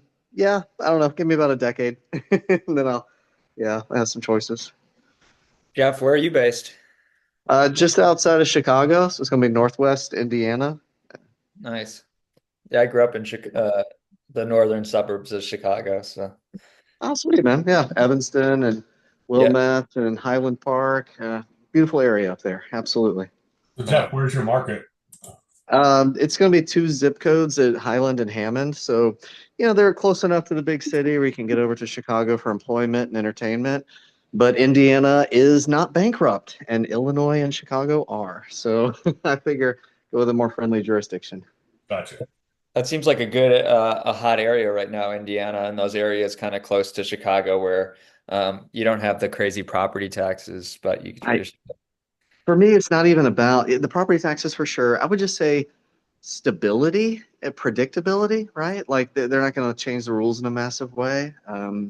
I did have to evict somebody last year, and I was scared, honestly, because I'm a rookie and just my first year of doing all this. But but it worked out pretty Wait, well. It was you're a like, hey, rookie and you have 8 properties? yeah, yeah. Uh, I feel like I'm behind. I want to go quite far with it. Yeah. wow. How long you been at it? A year. Yeah. You're not behind. You're not behind. Holy shit. I was gonna do something similar to you, but I met Coach Carson and he Yeah. told me something that Marcus Sherrod had done, and he told me, and you're doing fine. It sounds like I hit the brakes. I bought 3 in 8 months, and I thought that was crazy. Yeah. Dion said this, Matt the Lumberjack said this. Basically, slow is smooth and smooth is fast. That Right. slow and steady learn the thing. And then I heard what they were saying, but I wasn't listening. This was at the ORAD event last year. And then Coach Carson, I met him and he saw the look in my eyes and he kind of knew. He's like, this guy's a nut job. And he told me, he's like, look, man, at the time I had 1 property. And he said, look, man, if you go out and buy 9 more properties, you're going to have 10 properties. And he said, if you make a mistake, you're going to be paying for that mistake 10 times. Whereas if you went slow, learned that mistake, you would avoid it 9 times. So that stuck in my head. And so I did buy 2 more, but I was planning to do what you did and just go ape shit. Yep. But I slowed way down and I'm learning. And I did make a few mistakes, nothing catastrophic, but now I've avoided doing that mistake over and over. So I appreciated that advice. But good job, man. So Jeff, are you doing turnkey or are you doing rehab? Yeah. Turnkey and 3 bed, 1 bath, 1,000 square foot ranch. Simple is better, right? Like, yeah, simple. Yeah, Lindsay's in Gary, so she's. Yeah. I'm actually. That's once I get into it, I'm actually thinking about going and doing 4 houses in Gary. Get my contractor's license out of Indiana, and then do 4 of those rehabs because it's an inexpensive investment. It cash flows there. Right. Yeah, that's right. That's my thought. We'll see if it goes through. Are you doing? Yeah, unlike you guys, I'm just trying to learn the ins and outs of it and accelerating that learning. And no, it's all good points. I mean, we'll see where it goes, but just getting the clock started on the 15-year mortgage. Let someone else pay it down, basically. So are you going regular or are you doing Section 8? Oh, regular, yeah, and that's worked out well. Got some really cool people. I do Zelle only for the payments and Tenant Cloud for the software to do the digital lease, and My Smart Move for the background check. That background check thing is key because if they're not willing to do that, they're never going to pay you, or they're just window shopping. There's a commitment and consistency principle. Like if they'll pay the $50 for the background check, I've got good chance they're serious about it. And so those properties, they don't really cash flow. You're just going after the 15-year loan pay down, and then just have a chunk of equity. And when you're sell them off, when you're ready to retire and just be cruising. Yeah. I don't need any of it right now. I'm just planting the seed and wait for the tree to show up in a decade. That's kind of the idea. Yeah, that's awesome. Yeah, I think those 15-year loans are great just from I guess that's what Zuber says, right? Is he all about the 15-year loan? I forget. I don't think so. I think he's more of the 30-year debt is what he's mentioned several times. So, and I asked him about this specifically, and all 3, Millennial Mike, or 4, Millennial Mike, Dion, Matt the Lumberjack, and Zuber all said they don't care about paying debt down early, but you got to consider they're in a different spot, right? They've come a long way and they're in a different area than a lot of us starting out. They say, I let the tenants pay the debt down. And that's true. But if there's things that you can do, especially if the cost isn't that high, that you could pay down that principal faster, paying twice a week or doing velocity banking, that the way I look at it is I'm paying more, I'm getting rid of that interest sooner. And then I don't want to pay the debt off. I want to keep it like 60 or 50% loan to value. That way, when I do get the payments from the renters, that more of their payments going towards principal. So that's the way I look at it, but everybody's different. What do you do for property management, Jeff? Oh, self-managed. Yeah. You said you had a W-2? Yeah. So, yeah, it's we'll see where it takes me. It's an interesting thing. It's a good business if you get the right tenant. That's what I've learned. Like people that are pretty chill, you can work with. Like, had some broken appliances over the last year, and it's like, okay, I'll send the handyman over. What a godsend! You have a handyman that lives like down the street. It gives a timely response to the tenant, and it gives you better data. It doesn't solve the issue, but it gives you boots on the ground and it gives you data. And then you're like, are we repairing it? Are we replacing it? And at least the tenant feels like they've been responded to because someone shows up, the same day, next day. What are these places costing you to buy, Jeff? 200 purchase, like 50%, about 50,000 for a down payment, roughly. Yeah. Hmm. Sometimes more, sometimes less. I got one for like 160, and I'm renting it out at just shy of 2,000 a month, and that's my best deal so far. Wow. I remember the day I did the showing with my agent. It's like Sunday morning. I looked it over and I was like, what's the asking price? And he was like 165, and I was like, why? What's wrong with it? I was like, I'm pretty sure they could list it higher and get it. I was like, what is it? The foundation's cracked, or like there's a dead body in the backyard? Like, what's the catch? And we couldn't find it. And I was like, there's got to be a damn catch. Like, what's going on? And so we walked back to the car, and I'm like, write up the offer, put it at 161, and let's just see what happens, because this thing's going to sell today if that's actually the number. And it came back like 2 hours later, and they're like, yeah, they agreed to it. We'll DocuSign everything. And I'm like, do it now. If anyway, that's the best one I've had so far. I learned that. I learned that lesson a week ago. If it's a good deal, put it under contract. Then you can do your inspections. Yep. I missed out on a really good one. Yep. What should it have gone for? 250? Probably closer to 180, like higher 170s. I was just like, because I'd seen the comps, and I had gotten another one a couple months before, and I was like, this thing's 175, 180. Why the low 160s? What's going on? And anyway, they were just in a hurry. That's all. That's Jeff, awesome. you know your market. You sound like you're really getting to know your market well, and you're finding out how to find captured equity. And it's just good to hear that you're in the first year. You sound like you're doing some really good things. I appreciate it, guys. We'll see. I figure if I'm going to get bruises and scrapes, but whatever. We'll just accelerate the learning curve, and renew with the tenants, and that's a whole nother thing I've never done before. Like, hey, you want to sign one for another 12 months? It's working out pretty good. Like, I don't really even know how to approach that conversation, but I'm just all ears. If I can learn something, the goal is to learn how to be a landlord, is not to make money. I need to actually focus on my behaviors first. You should look up Dion's what do they call that? The binder strategy, just to have it in your back pocket. I'm not saying do it now, but just to understand it if you haven't already. Yeah, it's a Dion binder. Okay. Who's Dion? Will do. Dion? Yeah, I've never heard of Dion. Dion Talk Financial Freedom. He's in the ORAC community. You've got 4 guys, but 3 are active right now. Millennial Mike's got a night shift, but it's Michael Zuber, one rental at a time. And then you got Dion Talk Financial Freedom. And then you've got Matt, the lumberjack landlord. They meet up. They call themselves the Avengers. It's hilarious. And then you got Millennial Mike, who's been kind of MIA because he's got a girlfriend and been working night shift. But yeah, Dion Talk Financial Freedom is the YouTube channel. But yeah, Dion's great, smart guy.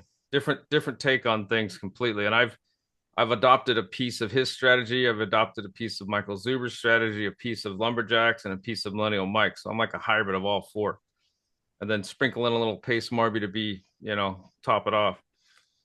Yeah, that's in the 8 months I've been looking into all this. That's what I've been doing. I've been doing so much research and then taking what I like out of each one of them, because everybody's different. I'm gonna have to watch some REI Jared videos next. Yeah, man. I can't believe Zuber was my 1,000th subscriber. I think that's so cool. That's awesome. I saw that when you posted that a couple hours ago, or an hour and a half ago, whatever it was. Yeah, I was like, hey, Mike, you want to subscribe to be my 1,000th subscriber? And he said, will do. Boom. And then I was like, dude, that is awesome. Not that I'm doing the monetization thing. I just thought it was cool. Let's see. Dion Talk. Yeah, Dion Talk Financial Freedom videos. Here you go. I'm going to post this in the chat so people have it. Yeah, super smart guy. I've met him a few times in Washington, and then obviously at the one rental at a time in Vegas. So I'll look into that one. Dion Talks Financial. Now my biggest thing is systems. I've been doing this so long. Systems are the most important thing. Yeah, you're not wrong. Vetting tenants, I think, is up there too. Yeah. Property location for match your strategy, tenant vetting, and financial structure, I think, are some of the big ones.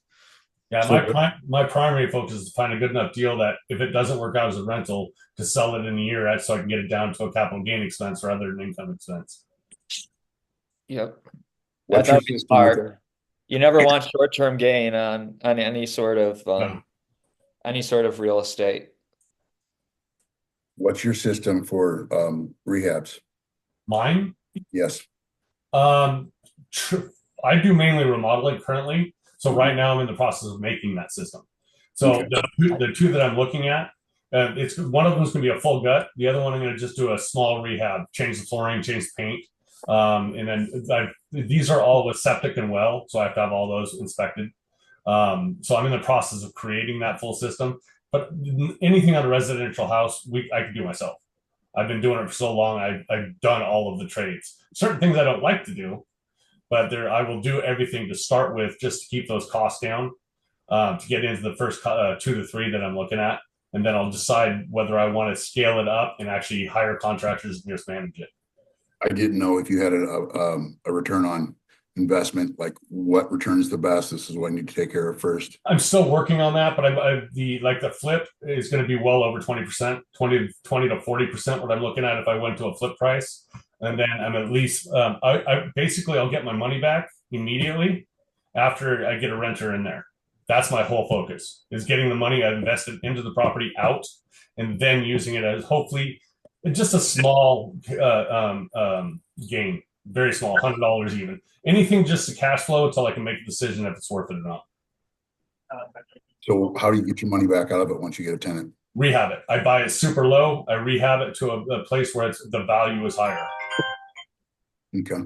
So like this particular property is, I'm going to hopefully get it for 129, 139, and then I will have the value of it about 250 by the time it's all rehabbed. Yeah, and then it will rent out. The way I've got it forecasted, I'll have 300 per house because there's 2 houses on one property. So I'll have $600 net after capex, all the costs. So California's tough to do that. Yeah, that's crazy. Real tough. If it happens, that's what I'm hoping for, and that's going to be the first one. Then I have another one. I'm trying. It's a foreclosure, and the banks are stupid. They take these foreclosures and think they have something. There's nothing in this house, and they think they're going to get 150 for it. So I'm offering 50. And if they buy on it, then I'm jumping on it. And I've got a couple others I'm looking at too. And these are all MLS. I haven't even started to deal with either seller or with wholesalers and stuff, which I'm going to look into after I get into it first. I didn't realize you could buy a house for 50K in Cali. It's tough. Well, you're not going to be able to get financing. You have to pay cash. Right. Yeah, and then you have to be able to do the rehab. So if you can't do the rehab, then yeah. Still, I haven't done it yet. This is the starting point. I haven't done it yet. Yeah, that's awesome. Damn, this has been a fun conversation. So your area, you're not going to find anything under what, 800,000? Oh, I mean, it's so expensive. Yeah, pretty much a really small sloped lot with like a crack house on top would probably be like 950. Yeah. So, and you're going to have to rehab that completely. Yeah, it's like you probably want to just knock everything down and start over. Yeah. You're buying it for the land, not for the building. Yeah. That's one of the bummers. I mean, I really like living where I live, but it's definitely put a wrench in any kind of real estate plans because I'm not a multimillionaire, unfortunately. Yeah, I'm looking at the outskirts of Monterey County. I'm a diver, and I want to dive there, so I actually want to create a glamping area. But that's a whole nother realm. So I'd have the whole divers be able to come into the glamping area. Then we'd have a bus that takes us all to the diving area, dive, and have somebody watch our equipment, and then we go back to the glamping area to clean everything out, and so on and so forth. That's long term down. I've seen some really cool footage of people like diving there through like kelp forests and stuff. Yep. That seems so trippy. I haven't actually dove there yet. I've dove in many other places, but I have not been. And I live, I'm 3 hours away, and I still haven't been there yet. That seems really cool to go through the kelp forest like that under the ocean. Yeah, no, I'm really looking forward to it. I'm waiting for a buddy of mine that actually has a pontoon boat that when he goes out, he's going to call me. That's sweet. Yeah. I'm out here in San Diego, and years ago I used to dive. I haven't dove in years, but when I did, I would go out here in the preserve, and I would take a bag of frozen peas out there with me, go down to about 20 feet, open up that bag of peas, and the fish would just come out of the woodworks. And you wouldn't really see a whole lot just diving around, but then those peas come out and they shoot out from everywhere. It's amazing. Yeah, there's a lot of guys lobster diving down there. Yeah. Yeah, that looked like fun too. Yeah, we got great. Yeah, my brother lives in San Diego, so at some point I will be down there diving. Nice. Yeah, let me know when you are. Okay.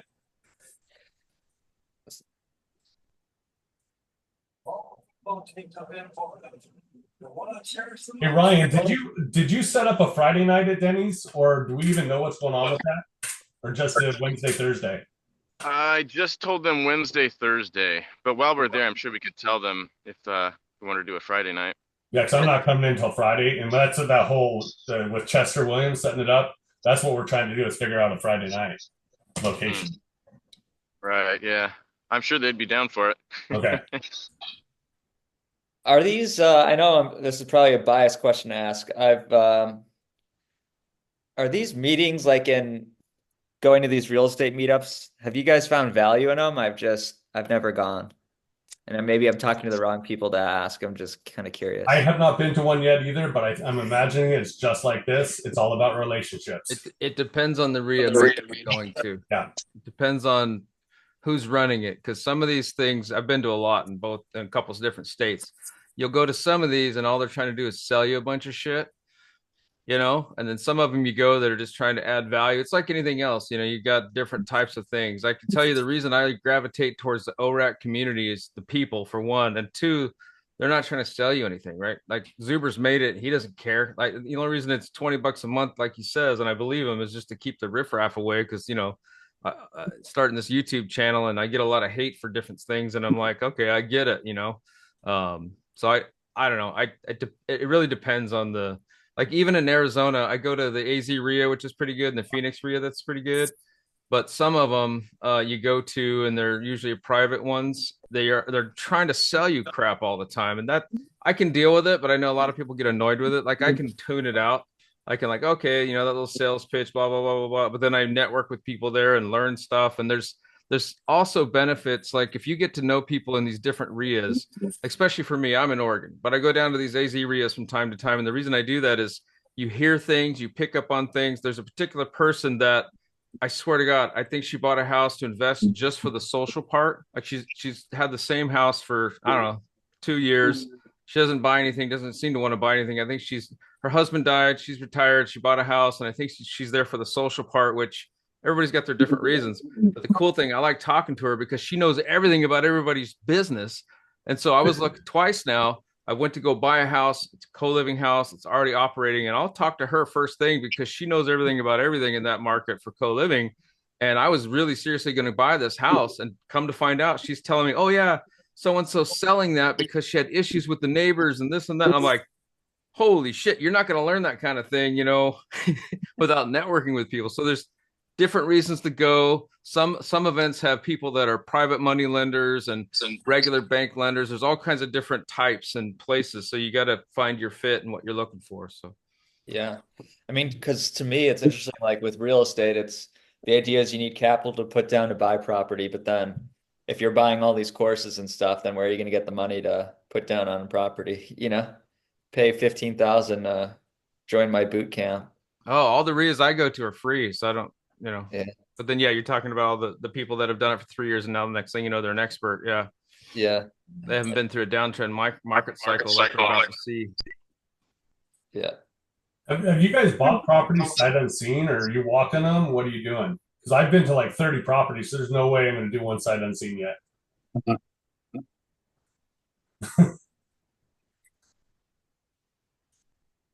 I would walk everyone. Yeah, me too. I'm in a totally different market than you guys. We're Central Illinois, and no, it's more of what I can accomplish, what I'm willing to tackle. And I was a contractor for 15 years, and no. I'm out of state, so I do put it under contract out of state, and then depending on how I'm feeling about it, like if I just want to wait for the inspection report and go from there, or I'm going to go down and see it before I actually close. I'm going to tell you that much. But within my inspection period or my, my get out of Dodge clauses like finance clause or my inspection clause, I'm going to see it before I have I'm not going to get to the point where I'm not going to have the opportunity to back out before seeing it, put it that way. So and how much do you put at risk when you put in those contracts? How much money you put down? Oh, earnest money? I'm typically doing like $3,000. Right now, you don't have to do a lot. But if I really want the property, I'll do something stupid like I'll put 20 grand down earnest money so I can get it back, right? If my inspection doesn't go well. I've done that I think 2 or 3 times. Once because I wanted the house, but the inspection was so bad, and the guy was kind of an asshole, and I already knew I was going to find more problems. Supposedly a full gut and a casita. The sewer was a disaster. Roof was new, and it was a disaster. There was all kinds of weird stuff, so I ended up backing out of that deal. And then another one, the foundation was cracked in half and had like a 3-inch gap through the whole house. Oh, wow. Yeah, and my foundation guy says, yeah, I can fix it, but and the way he said it was all I had to hear. Was the way he was talking. He wanted the business, but he was also trying to tell me like this was a shit show. And I'm like, all right, man, I'm out. And then of course my GC who wanted the work, he's like, oh man, get the foundation guy. It'll be fine. All the houses are cracked down here. And then my inspector's been doing it for like almost 20 years. He's like, dude, man, I've been doing this stuff a long time, and cracks are no big deal. But the way that this thing is cracked, he goes, the house is split in half. He goes, I wouldn't touch this thing. I was like, I'm out. So that's funny. I became a PREA home inspector for 3 years. I actually learned more from taking that course and everything than I did from getting my contractor's license. Yeah. Yeah. How many people do Section 8? I plan on it. I have not done it yet. What kind of work are you guys going to do this week? I know Zuber says do the work. Real estate work or work? I'm real estate work. Put in 7 offers on Monday. How's that for work? That's a lot of work. I probably won't get a single response, but that's okay. I'm the disrespectful offer guy. Yeah, so that's what I'm doing too. It's way below. Yeah. All of them are over 60 days. One of them's 89 days. And so we'll go fishing and see what happens. Good luck. Yeah. I'll know in the next couple of days whether I have that one property. And then the foreclosure, I don't know how long that'll take. And how disrespectful are the offers, Jim? Okay, so the one I recently just did is they were asking 179. I offered 129. So it's not that bad. But the only reason I can do that is because I can build it. Otherwise, it would have been lower. If I actually had to subcontract the whole thing, there's no way I would offer that. It would have been lower. Because it's a full gut on one of the houses. The other one, I can get it rented for about 10, 15 grand. But one of them is going to cost me probably 80. 10 days ago, we bought one at 50% original asking. They've been on for a year. Did you get it? Some. Did you get it? Oh yeah, I paid in cash. Yeah. Oh wow, that's awesome. So, but it's cheap. What's the price? If you don't, we bought it for 29,000. Wow. So, but it's in my backyard, and we're a small town, and just like your experience, when you know the area intimately, like 30 and 40-year relationships, you don't have to rely on the same tools for screening. You just pretty much know the last names. Oh, wow. So, and that's why so we're brand new. My wife's on here too. I was like, I don't hear anybody talking about cultivating prospective renters. And in a small area, I would rather, because the family, mom, dad, grandpa, had rentals for several decades. And you get to be known for the type of house and the price. And on almost every deal I do, I have a philosophy of leaving a little bit on the table for the next person. Brandon dropped, but Brandon's the same way you are. Yeah. I'm investing for cash flow. We just had to do things differently. And if I have to exit with anything that I can't get financing on, it's going to be owner financing. And just be the bank in a different way. Now, once I finish mine, I plan on making a trip out to Gary. Once they're all rented, established, I get my money back. I'm going to make a trip out to Gary and look at a bunch of properties. I'm getting some contacts from people that are already doing stuff out there, but I want to go out there and get a lay of the land, everything else. And then once I can secure a few of them, I want to actually go out with my crew. We'll deal with one of them when I want to hire 1 or 2 more crews to do 2 or 3 of the other properties, so I can manage those, make sure there's contractors there that I like and that I can work with for down the road. Jim, are you talking to Millennial Mike? I have not yet. I plan on it. Okay. But Lindsay in here actually has properties in Gary, and she's on the Friday group. Oh, okay. I know Ryan's been out there once, I think, too. Yeah, Ryan. Say again. I loved my time out there. It was so much fun. Getting to know the people was pretty awesome. They're pretty good people. I mean, the town looks like shit, right? But the people are pretty awesome. They have good hearts. Yeah. Now, are all the stuff that you've been looking out there Section 8, or are they doing regulars? My plan is to do them all Section 8. Yeah, mostly just Section 8. Yeah. Because I like that idea. They're not going to screw, those people are not going to screw that up. They took forever to get into it. They're not going to screw that up. Right. And there's a lot of vouchers. Yeah. Is anybody looking at Valpo? Me? In the Gary area, just go a little. Yeah, I haven't figured out exactly what zip code to look at yet. That's why I want to make the trip out. What is Valpo? Is that a town? Yeah. Oh. Yeah, it's Valparaiso.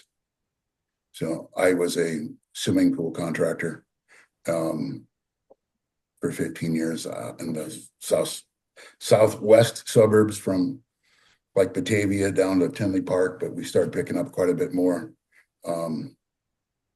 You just make relationships, so you get work. I'm actually looking at getting my contractor's license there. I've been doing some research on, and I have a feeling they might even let me from my California one just flip it over. Don't know yet, though. Depending what license it is, oftentimes it's just a matter of paying a fee. Yeah, I'm a general, so yeah. I had this idea. I heard, well, it wasn't my idea. I heard it on Bigger Pockets a couple years ago, where this one guy, it took him 10 or 15 years, but he would buy in one neighborhood. And over time, because of the way single families are valued, right? It's the comps. And so he built his own comps by buying up and fixing up the neighborhood. And I thought, Gary, Indiana, where Millennial Mike is at, where a bunch of other people are investing at, it'd be interesting if we got a bunch of us together. I even hit Mike up one time and said, hey, man, I'll buy that fourplex right next to you if I can leverage your people. And I tried to do it and I never got back. And it was a mismatch, whatever. I ended up buying a couple other houses. But I had that thought if, we all as a community wanted to invest there, go in and buy up some blocks and build up the whole thing and everybody wins, if you could pull that off, that'd be funny. Yeah, I'm in Matt's boot camp right now. He's done some preliminary research on buying a block. Yeah, so it's of course he has. Donkey choking. Yeah. Cash flow, yeah. make Gary great again. Yeah. Well, I mean, you could buy like what, 29 grand, throw 30 into it, so 60 grand, and if you bought like the whole freaking block, you could, yeah. Yeah, that's what I'm looking at. I can get into 3 or 4 properties and get all my money back out of those 4 properties, do a bundle loan, because it's hard to get small loans. Get a bundle loan for the 4 properties and then still have cash flow of $300 to $400 a month. Or reach out to somebody like me as a private money lender, wants to partner with you or something, that's, who knows. Oh, that's good to know. Didn't know that one. Yeah. Yeah, I have my HELOC, and I have some private money from family. There you go. Playing with right now. Perfect. Not a ton, but some. Yeah, I've got a couple $100,000 rolling over in T-bills until I find my next property, and then I use that to buy it, and then I have a decent W-2 and some other, and then plus my rental income, so it's all going right into real estate. Gotcha. Some fashion. Yeah, I've never done anything. This is the first investments I've ever done. So just been a crazy contractor for years. It's been a good living. I can't complain, but trials, tribulations, everything else. But now I'm trying to actually, because I'm 55 and I don't have anything for retirement. Right. I got to figure out something. Have you talked to Frank Contreras or been in the Wednesday meetup? Oh yeah, I'm in the Wednesday meetings. Yeah, for sure. You guys would get along great. Yeah. Frank is awesome, man. Yeah. Such a good dude. Yeah. How many of you going to ORAT? I am. Yeah, I am too. Brandon is. Yeah, and I know Ryan is. Yep. Yep. See you there. Yep. I'm gonna fly in on Wednesday, and I'll be at both Denny's meetups at midnight. And then my wife, I convinced my wife to show up, so she's going this year Thursday. So that is phenomenal. She is not a real estate person. She doesn't like to hang out with people, so convincing her took almost a year. So, but it's Vegas, so there's that. I've been to Vegas so many times. I'm over Vegas. Yeah, yeah. I've done so many building conventions and all kinds of other stuff that So Simon's flying in at 10:30 Thursday night. I'm gonna see if I can get him to the Denny's meetup that night. Nice. We'll see. Yeah, that'd be awesome. Yui in the house. Yep. If you guys don't know Simon, he's the uneducated economist, and like Ryan and I follow a lot of macro, George Gammon, Jeff Snyder, and others, Hartman and all those guys, but we're real estate investors, but I try to follow macro just for flow. I don't invest in stock market, but I listen to it just for flow and understanding and that kind of thing. So I stalk Ryan. I follow him all these channels. Well, knowing that information helps with everything. Yeah. Yeah, I watched the replays of all of Zuber's stuff just to get information. Yeah. I'd rather do that than watch the news. Yeah. Well, it's consolidated. It's an aggregate, right? I don't have to go out and I also get what is it? Minority Mindsets weekly or daily market briefs, right? What's his name? Singh. Jaspering. Yeah, Jaspreet. Yeah. That guy's awesome. I love that guy. And his market briefs, if you don't get them, they're free. They're daily. They're like 5 minutes to read. And it's pretty cool just to keep up with stuff.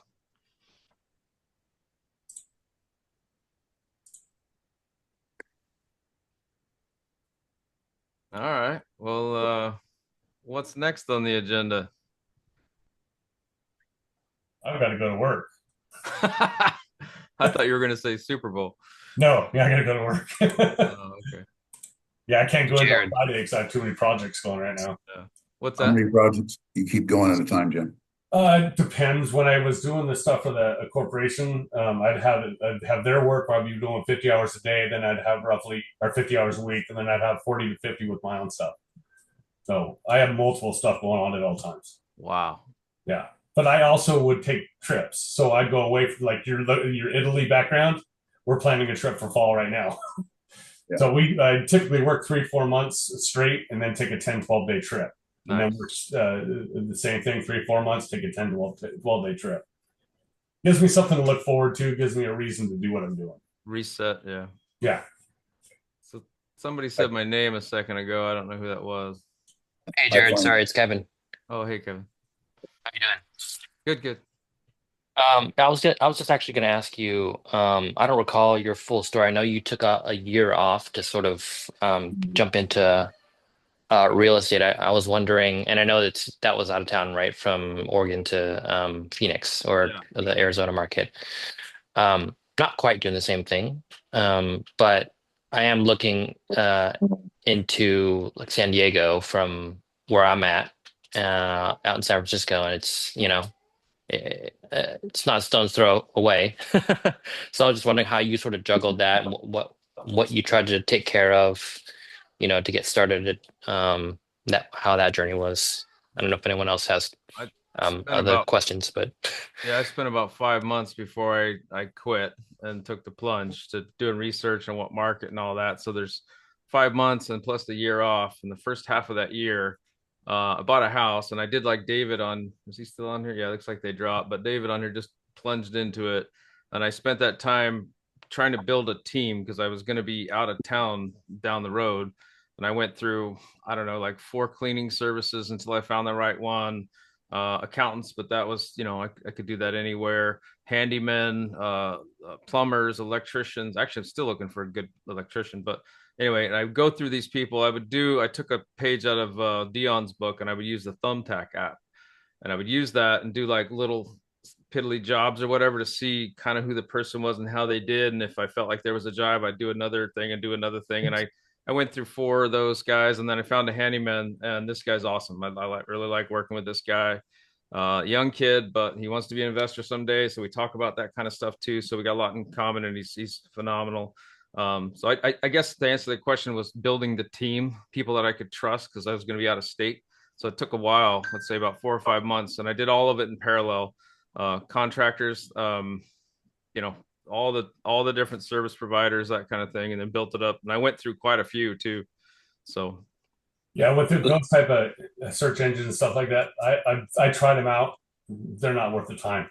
yeah, Thumbtack and other investors in the area are the 2 main sources, and I'd say the other investors in the area is the better one, right? Yeah. Like that's, you know, people that have used them, not just, Yes. oh, I heard so and so, actually use them and have recommendation. That has been key.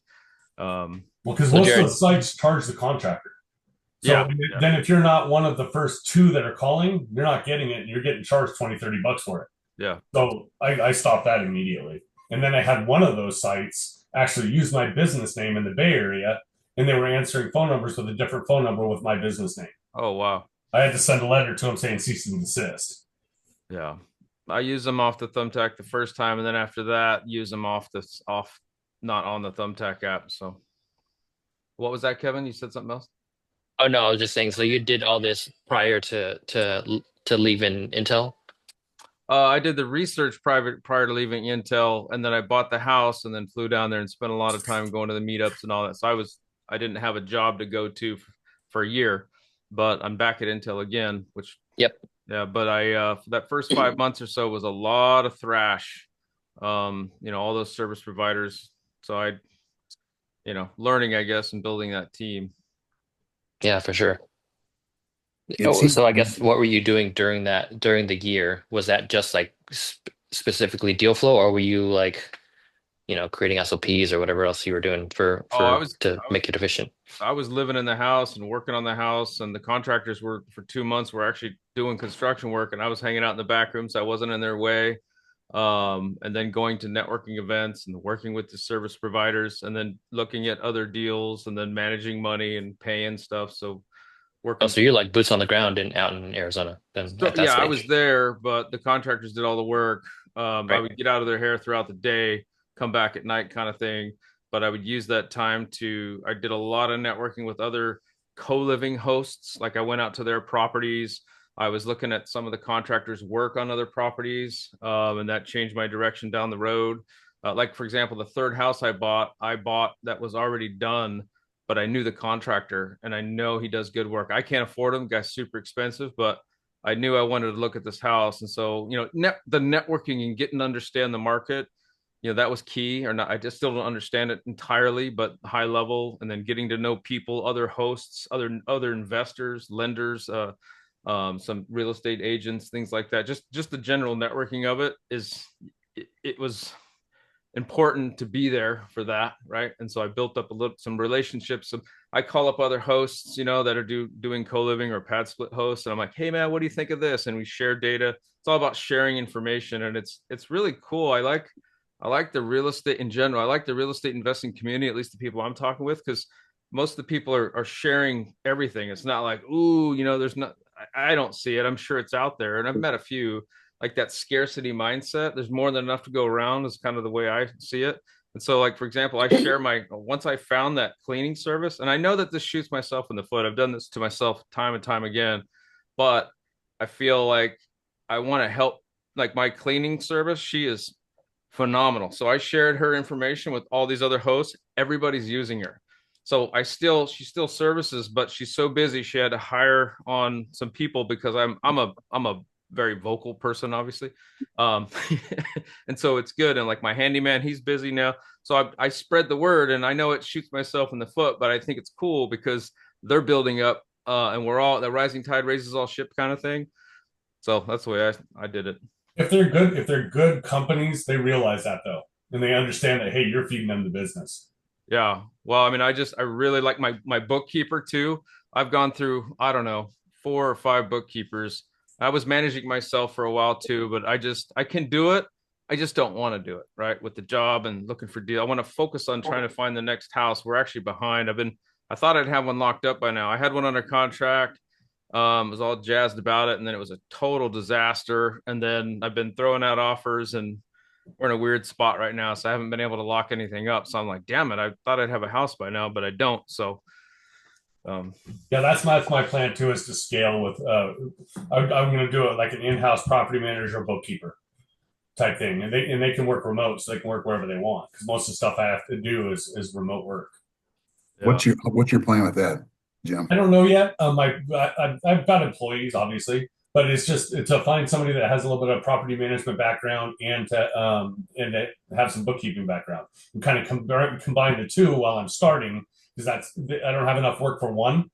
And I've dealt with a lot of property managers in my area. They're worthless. I really don't want to deal with one. So I'm gonna try to self-manage right away, and then hopefully get enough properties where I can get an in-house manager. That's funny you say that. I had the exact same experience in a different market in Arizona. I met with all the property managers I could meet with, and not one of them fit what I was looking for. So I'm using PadSplit as the PM, but I'm doing all the other stuff myself, because they didn't have the same goals, and I didn't think they had the same. Well, nobody's going to care about your property as much as you. I realized that, but Yeah. just the way that they talked about things and did things, and sure they had processes and things down, but I didn't agree with the aggressive tone, let's say, the way they treated tenants. Right, I didn't like it. Yeah, and I've got a whole maintenance plan and everything else, so I'll be talking to the tenant saying, "Hey, I've got a routine maintenance schedule. Here it is.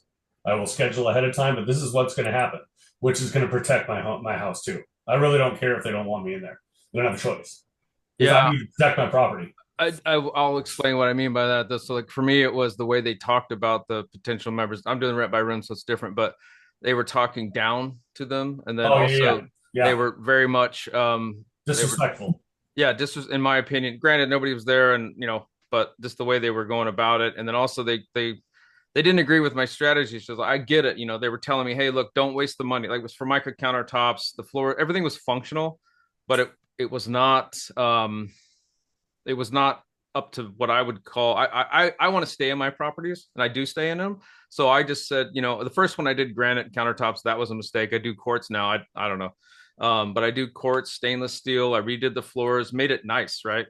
And yes, I spent a chunk of change on that, but I did it at a time when there weren't tenants in there, so I didn't have to worry about shuffling and all that. So that was important for me, and also they treat it better, right? And I've had people transfer to my property. So to me, it was a no-brainer. To them, it was like, oh, they were basically saying I was an idiot, I was wasting money, it didn't need to be done, and all this other stuff. And I'm like, that's fine, but my view is different than your view. Therefore, I can't have you as my property manager. So I just had to do it myself. Yeah, I'm doing the same exact thing. I'm putting higher quality product in. I'm actually going to put small turf areas rather than having grass, because a lot of places I have, you can't grow anything. Right. So I'm going to spend a little bit extra money, because that's going to, in the maintenance part of it, it's going to save me a crap ton of money. Yeah. So I'm looking at a 10, 20 year process of saving $500 a year on that time frame. Yeah, it's going to cost me a little bit more upfront, but I have the time, I have the capability. So and plus I have 5 cabinet lines. I have deals with plumbing suppliers, electrical suppliers, everything else, that I can get stuff just about cost. For you, it makes even more sense, because exactly. You're not paying them out of the pocket. I took a little bit of a hit capital wise, but I just thought, hey man, I really want to make this a nice place for people to live. I didn't go crazy. I did find deals on things, and I'm a vet, a disabled vet, so I cheated and I went out to Luke Air Force Base and bought stuff 5% over cost. So I can do stuff not as cool as you, but a little bit, right? Yeah, because like I said, I'm on the boot camp, and it was, Matt was saying that only like 8% of contractors get into real estate investing, which blew my mind. It makes sense because we're so busy all the time, but it just blew my mind. Yeah. Too busy to think. Yeah, correct. Honestly, yeah. You're too busy running that day-to-day operation that it's hard to jump to that other aspect. Jim, where you live at? You said you're in California? I'm in Sacramento, California. Okay, nice. Yeah. Yeah, a lot of work out there. Yeah. Right down the street from Intel. Intel is my backyard. I grew up in Santa Clara, so. Oh, gotcha. Yeah. Yeah, Intel's not doing too hot these days. So are you remote, or are you in the office? Who, me? Yeah. I go in. I'm remote 3 days a week, and I go into the office twice a week. I go into Hawthorne Farms on Wednesdays, and then I go to Ron Acres on Thursdays. It's the dumbest thing, but I got customers all over, so I try to show face at least twice a week. I mean, that's just their minimum. They're talking about doing 3 days a week, but it doesn't matter to me. I like going into the office. It's not a big deal. Yeah, over the years, I probably had 30 customers that were all Intel workers. Yeah. A couple of them transferred to Germany. It was really weird. Yeah. Yeah, Intel's I'm involved with the 18A project, and I know this is being recorded, so I won't go too far into it, but it's fun. Yeah. It's their next gen flagship product, so. Gotcha. Cool. We're at 2:30 Pacific time, so we're what, 2 hours in? Any other topics that we want to bring up, or we just go with the flow if people want to stay on or end it or whatever? Yeah, I'm gonna have to bail. One question though is you're not gonna be doing one next week, correct? Oh yeah, no, we'll all be in Vegas. So yeah, you're right. Yeah, because a couple people were saying in the thread that see you next week, but I didn't think you're gonna be on next week. Oh, I think they were saying at Vegas maybe. Yeah. Oh, but maybe it was this. Yeah, that's true. I gotta ping Zuber and tell him, hey man, we should probably cancel it on the calendar. Yeah.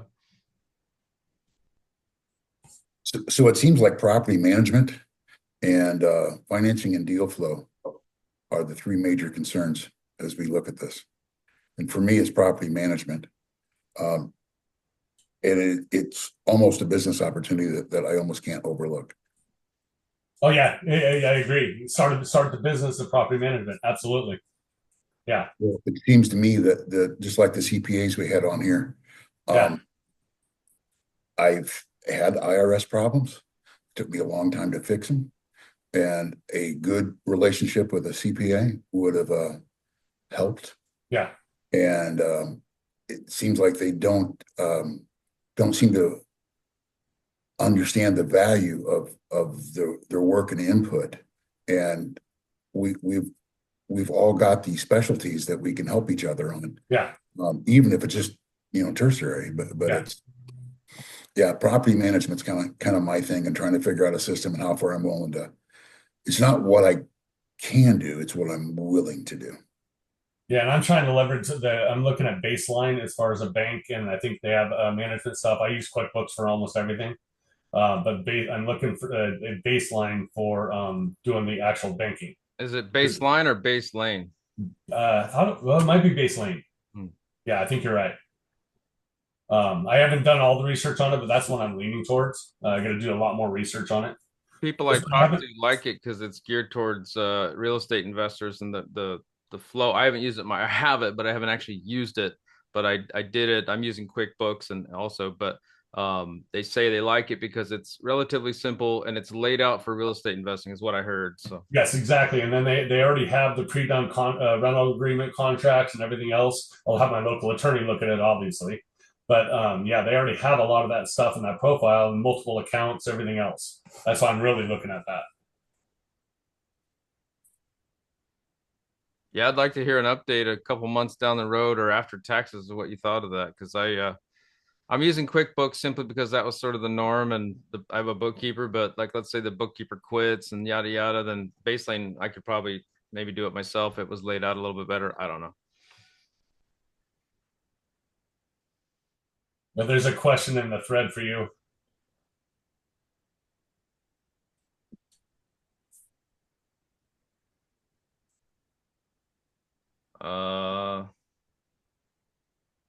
Oh, the Morby method. Oh yeah, I got to go pull that up. Somebody had asked me that.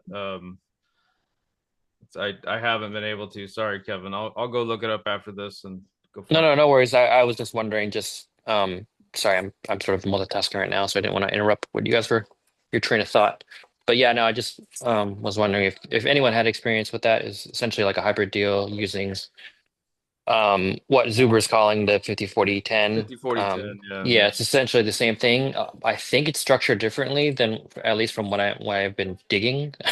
Yeah, because there's probably a sub 2 component in there as well, instead of just the second or the seller carry. Sort of, at least, yeah. Anyways, I yeah, got there's a little bit of a right. There's a little bit nuance. It's not quite the same. The 50/40/10 would just be through a specific product, but even then, I'm not quite. I I gotta don't know be the honest with details. you guys. I joined the sub two thing, but I really haven't been in there much. I just been mainly an ORAT, and I'll post something in there like once a month in the sub two, and I don't know. I don't spend a lot of time in there. I probably should since I paid for it, but I don't know. I like I like the slow and steady approach. I mean, I do want to get a creative deal, and I've seen the Thai thing, and I want to do that, but I am focused on just the co-living, so it's kind of hard to, like I said earlier, it's hard to make those properties work. I mean, they can work. Your returns aren't as great, but I also just kind of that sub two thing kind of scares me. That due on sale clause. I know there's ways around it, but for me, there's this moral thing. Like if you have to create you have to keep the insurance in place by the seller and then open up your own insurance and then play these games, like morally, it's not, it's legal and all that. I just have a problem with it's not circum I don't know. It's really weird. If I had a VA loan, I took over a sub two VA because they don't have due on sale, then that would be okay. I would probably do something like that. Yeah, for sure. It's a little gray area. Oh, Carl's asking a question about pulling capital out of your paid for property. I mean, I know that this isn't going to be a popular answer. I mean, obviously you can get a mortgage on it or, seller finance something to somebody, but if you're good with your money, you may throw this in the mix and evaluate to your own, accord, but a first lien HELOC. And I say this because, like with the first lien HELOC, if it's a paid off property, I disagree with the first lien HELOC buying a damn thing that way, especially if it's super expensive, because then if the rates go up, you get caught with your pants down, you're in trouble. But if you have a paid off property and you take out a first lien HELOC on there, you don't have to use it. And especially if you're going to leverage that capital for a short amount of time, like maybe 6 months, maybe a year, nothing past that in my mind, that would be a good way to tap into it if you don't know what you're doing with it. If you know what you're doing with it, I don't know. There's what do other people think about that? Yeah, I'm planning on doing DSCR because I've already got a HELOC and I got that little bit of private money. So I want to get everything renovated, get somebody in there, then get a DSCR loan on it, and then pull that money back out so I can reutilize that capital. That's my plan. Yeah. That's exactly what I'm doing, Jim. Like, buy it and then pull the capital out, spin it off to another property. Yeah, my only concern right now is one of my mortgage guys said that it can take 3 to 6 months to get that money back once you get a tenant in there because they want a seasoning period. But then I've had some say that you can get it right away. If you go with like smaller banks like credit unions and things like that, or if you've got a prior relationship, you can do different things. I think Matt will tell you that too. So if you got a relationship with a bank or a lender, then you can kind of negotiate that seasoning period, if you will, if you're a known quantity. So you might look at something like that. And I'm wondering, since it's a paid off property, that it might be easier to get to. Maybe.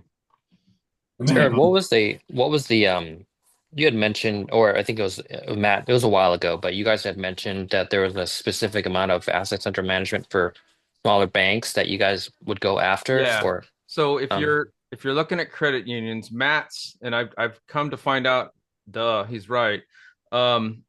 3 billion in assets under management and less than 5 branches for a credit union. That's Matt's take on it, and it's small enough to still work with you, and they want to grow. But when you get over that point, and if they have more branches, they're getting in more towards the big bank. It's still small enough to probably work with you, but that was Matt's guideline. I couldn't find that right away, so I just kind of went with a couple that I talked to, and they didn't work out. But the Mako one is the one I'm looking at now. They're bigger than that as well, but they do 10% down loans. So I'm curious about that. That's awesome, right? So, but are you be able to do that because you're W-2? Yeah, that's what they say. Yeah, but I have to get my taxes done, so I'm going to go down that option, and then I still have to explore local credit unions or even local banks that are in the area that are small enough that I would like to try to build that relationship with, because I'm small too. Right. So I've got a whopping 3 properties, and I'm only going to go to like 10 and then try to just stop there. So I'm not... Jared, when you're saying local, you mean you're in Oregon, but you're local to Arizona, you mean? Local to the investments, right, in Arizona. Yeah. Gotcha. Yeah. You think that others would like if you were to do that in Oregon, they I don't know, would they give you a relationship that way, or do you think Yeah, that's maybe, too? but I'm not spending a dime in Oregon. I can't. There's nothing here that interests me whatsoever. The property Gotcha. taxes, the non-landlord friendly, the cost. There's nothing about. I live here, yeah, and I like it. It's nice and all that, but I just can't invest here. It makes absolutely no sense whatsoever. Like rent caps, all that. I know people do it, and I'm glad. Like Dion's up in Washington, he deals with it. Good for him. I'm not doing that. Like he thinks I'm crazy because I'm doing co-living out of state. I think he's crazy because he's investing in a blue state. Good for him. I can't do it. It doesn't work for me.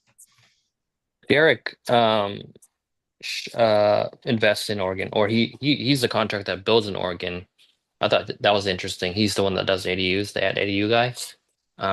I think that's South Oregon. I'm not quite sure Yeah, if I. he's in Eugene. He's like 3 hours away, and that guy's a freaking genius. And I love that guy, and he's cool and all, but yeah, that doesn't match what I'm doing. Is No, that yeah, more for of a, sure. that's more of a business, or is that long-term investment? Um, Derek or Yeah, the one that's doing Eugene area. um, I think his thing was that he grew up in like essentially like Section 8, right? I think that was his story. He grew up poor and had to move a lot, and he eventually got into being a contractor, and I think his goal is to build uh 1,000 doors and give them all away. Oh, gotcha. It's something like that. That I might be.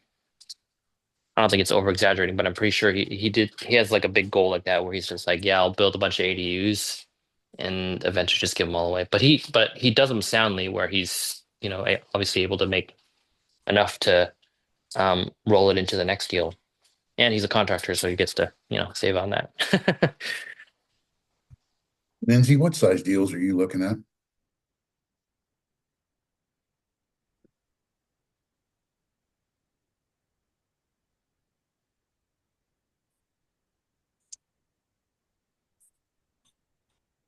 She's only on the thread. I'm not sure if she's at work or not. Okay, yeah, I was waiting for it to pop up. I know she's in Gary. She's on the Friday calls. Right. Yeah. Jim, have you thought of doing ADU stuff? I mean, because you're out in SAC, it seems like that, I do plan on all of that stuff. Like one of the properties I'm trying to purchase actually has enough room to put another building on it. So if that property comes to fruition, I get it rehabbed, get a renter in there, I will definitely be doing that. As far as just doing straight ADUs, no. I will eventually probably buy a piece of property. I am looking at Mariposa County to do short-term rental. But I also want to do I want to do 3 short-term rentals on it and a glamping facility. But that's a big investment because in my area you have to do a conditional use permit, which means you have to buy the property and then you're looking at 40 to 50K in fees to be able to get all of the conditional use permit, the all the discovery and everything. It's a big mess. So I do have plans for all that. It's just how long that'll take. My start is going to be long-term rentals. Yeah, for sure. Yeah, I want a mixture of everything. I want a mixture of short-term, long-term, MTR, because I don't want to be reliant on one form. I like to have multiple outs. Yeah, for sure. And every property I look at as a flip first, and then look and see if I can get out of it in a year, or if I can keep it after that. Because if I can make it work at 7%, hopefully in 2 years we'll get down a little bit, and then I'll definitely get some cash flow. I can refinance it. Yeah. Carl's asking questions about LLC and financing. I wanted to clarify that, but it sounded like the property being in an LLC would kind of complicate it. But not sure if that's actually the case. After everything I've been hearing from people, I'm definitely not starting out that way. In California, consider your market too. It plays into it. What do you mean by that? But I didn't hear what you said. Me or? Yeah. When I'm starting in California, I'm definitely not going to LLC. Now, if I do what I'm thinking about doing in Gary, I might do an LLC. Because the costs in Indiana are not going to be anywhere near what they are in California. Now that I heard that 1.5%, no, they can jump in the lake. They're not taking my money. So several of my properties are going to be cheap, and I would rather keep each one of those exposures separate. Is what my goal is. Okay, talk to financial firefighter. He's actually regretting that decision. How so? Because having one LLC per property is causing all kinds of issues. Refinancing it, managing it, doing all kinds of things, it's causing issues. 4 to 5 properties in an LLC is okay, because then you're protected for that group of them. But I'm still in the research stage of all this, but definitely talk to him, because I was on another one of these groups. I was talking to him about it a little bit. Okay. I could go either way. I'm just not. We're going to put some firewalls up. Yeah. They're going to have to spend some money. They're going to have to see what's there. Oftentimes, I buy these in my own name, and we'll go from there. Yeah. So at least that's the way we're set up right now. But yeah.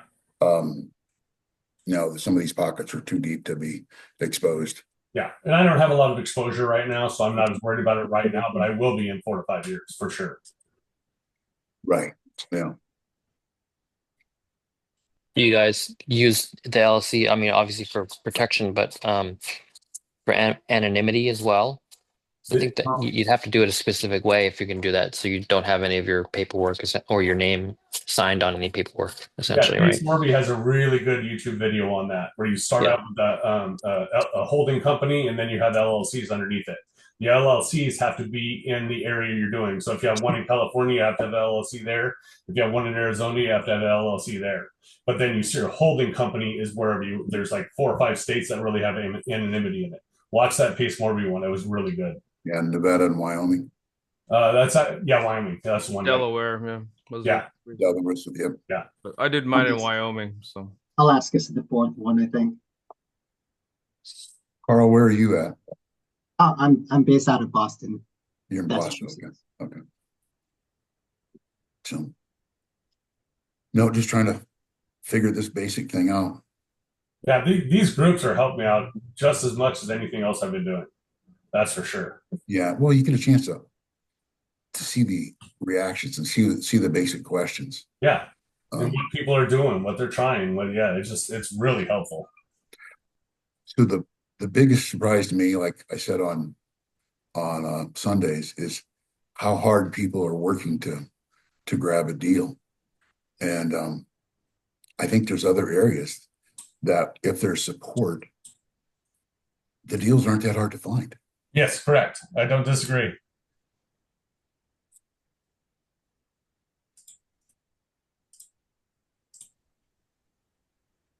yeah, the only reason I'm having trouble now is just because I'm trying to find a specific type of property. My buy box is somewhat restricted, which is good because that way I don't have to look at as many properties, but it's also bad because I don't have as many to look at. And topping that with trying to be disrespectful. So, you got all these variables that bring my buy box down. You get real knowledgeable real quick in that box. Yeah. Like I built a calculator so I can plug it in. It's more for me just to make sure what I'm thinking in my head is perfect, but then I also give it out. But, I know that if I can hit a 450 and 8-bedroom, I'm golden. You know what I mean? But the problem is I tried to shift my purchasing area to a more expensive market, just because I've learned that the clientele is a little bit better over there. It's a little bit more expensive. I can make it work if I can do 8 bedrooms. The problem is the properties typically won't allow for it. The most I've been able to do is about 7. And since I'm conservative with my numbers, I don't want to do it. So I'm kind of shifting back to the other area that I was in. I'm like, okay, fine. I'll get one more in this area. Then maybe I can build up enough cash flow to then go to that area. Yeah, I've taken 5 comp sheets from other people and traded my own. Yeah.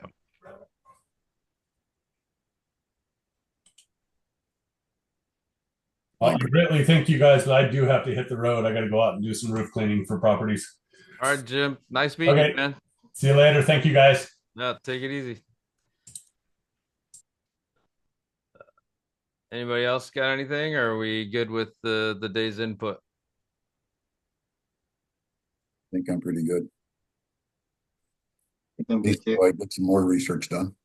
I talked Carl's ear off yesterday for a while, so he's probably sick of hearing me talk. So I appreciated that. Yeah, man. Lots of learning, that's for What's sure. your exit look like, Jared? That's a good question. I bought the properties, and I'll continue to do this. My exit strategy is co-living, and I'll run that for 5, 10 years. But let's say things go crazy, inflation goes nuts, and I'm able to sell. Let's say these properties double in value or whatever, and I got a lot of equity in them, and I've paid down. It's possible for me to either sell them as a business, being that they're co-living if it takes off, or take the walls down, because I didn't do anything drastic. All I did was add walls. Like, I didn't go to the garage because I just don't believe in it, and it costs more and blah blah blah. I wanted to keep the properties as original as I possibly could, to the tune where I needed to make the master bedroom accessible, the bathroom accessible. So I didn't do anything crazy or remodel the bathroom or whatever. All I did was put up a wall. So that way, the bedroom that was there for the master is now just a standalone bedroom, but yet the bathroom's accessible by the rest of the house. So I did all that kind of stuff so I could bring it back to the original house if I needed to sell. It gave me options. So um, my exit isn't an exit. It's to get to the 9, 10 properties to where I have about 200 grand net a month. Sorry, 200 grand net a year, 2000, about 20,000 a month, and just ride that wave, right? And just keep them until I die or something. I don't know. But if things got crazy, I have this other option there. And the reason I started in real estate, I like the tax advantages, but I also like the multifamily. But I don't understand the multifamily, and I don't like the debt structure with it. So that's why I'm doing essentially smaller multifamily in a single family property, because I have that. I like the idea of multiple revenue streams. So, like, if I have a vacancy, it's not the same as a long-term rental. I'm not desperate for a couple months looking for a tenant. And then I also, you go a year unless you have handyman. And I think it was the other guy said that he has people go and he doesn't care if they don't want you to see. That's fine. But typically, you go a long time without seeing your properties. And this strategy, I've got a cleaning lady that comes in every other week. She's my little spy. I have my handyman, my electricians, contractors. We're going in there, so I'm keeping tabs on my asset throughout its lifespan, throughout the year.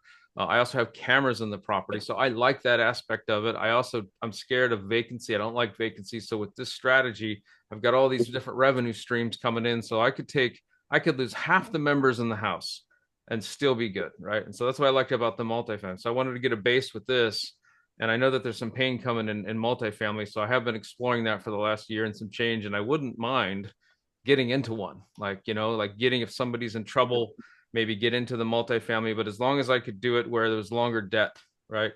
I know that you asked what's my exit strategy, and I kind of went off on you, but I'm just kind of throwing all this stuff at you. But like, I think it's Velocity, not Velocity Banking, but Velocity Mortgage, those guys. Or maybe it's on Zuber's channel, he's got those two guys. He's got Jason Dow. Convoy.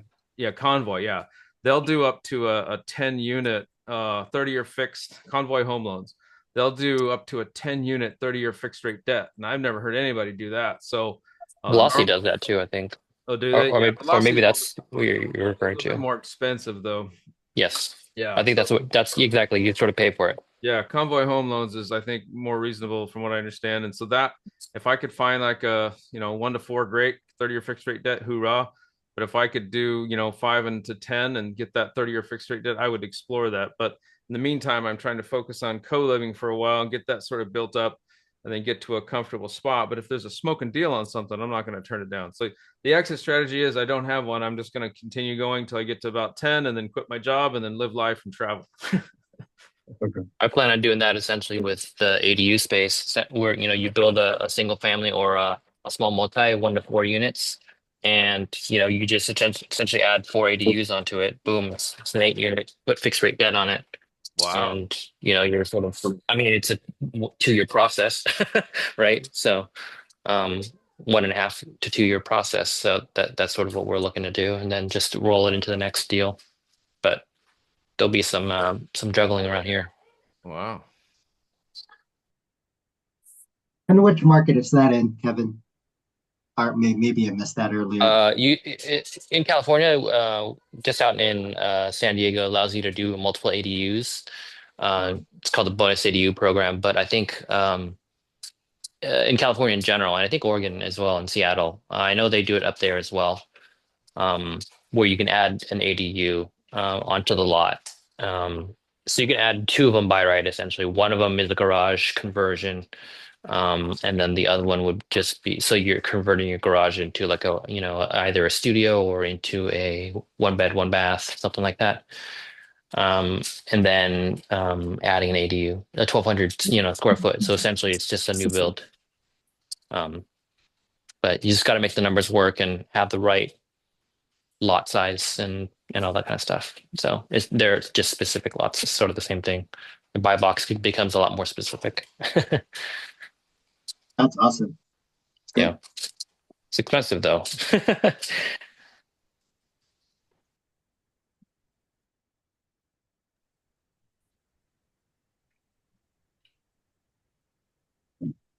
All righty, Rudy.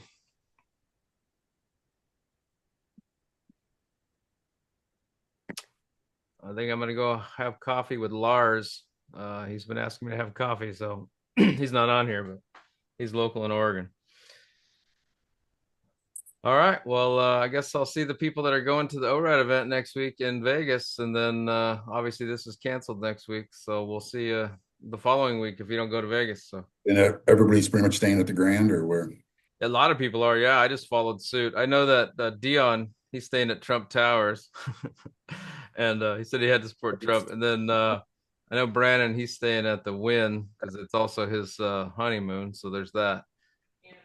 Anniversary, sorry, honeymoon. What am I talking about? Anyway, wife's in there monitoring my speech, make sure I say the right thing. But what would I do without her? I'm gonna get in trouble. All right, guys. Well, hey, I guess I'll catch you next time. Thank you. Take it easy, guys. Thank you. Appreciate it. Thank you, everyone. Bye.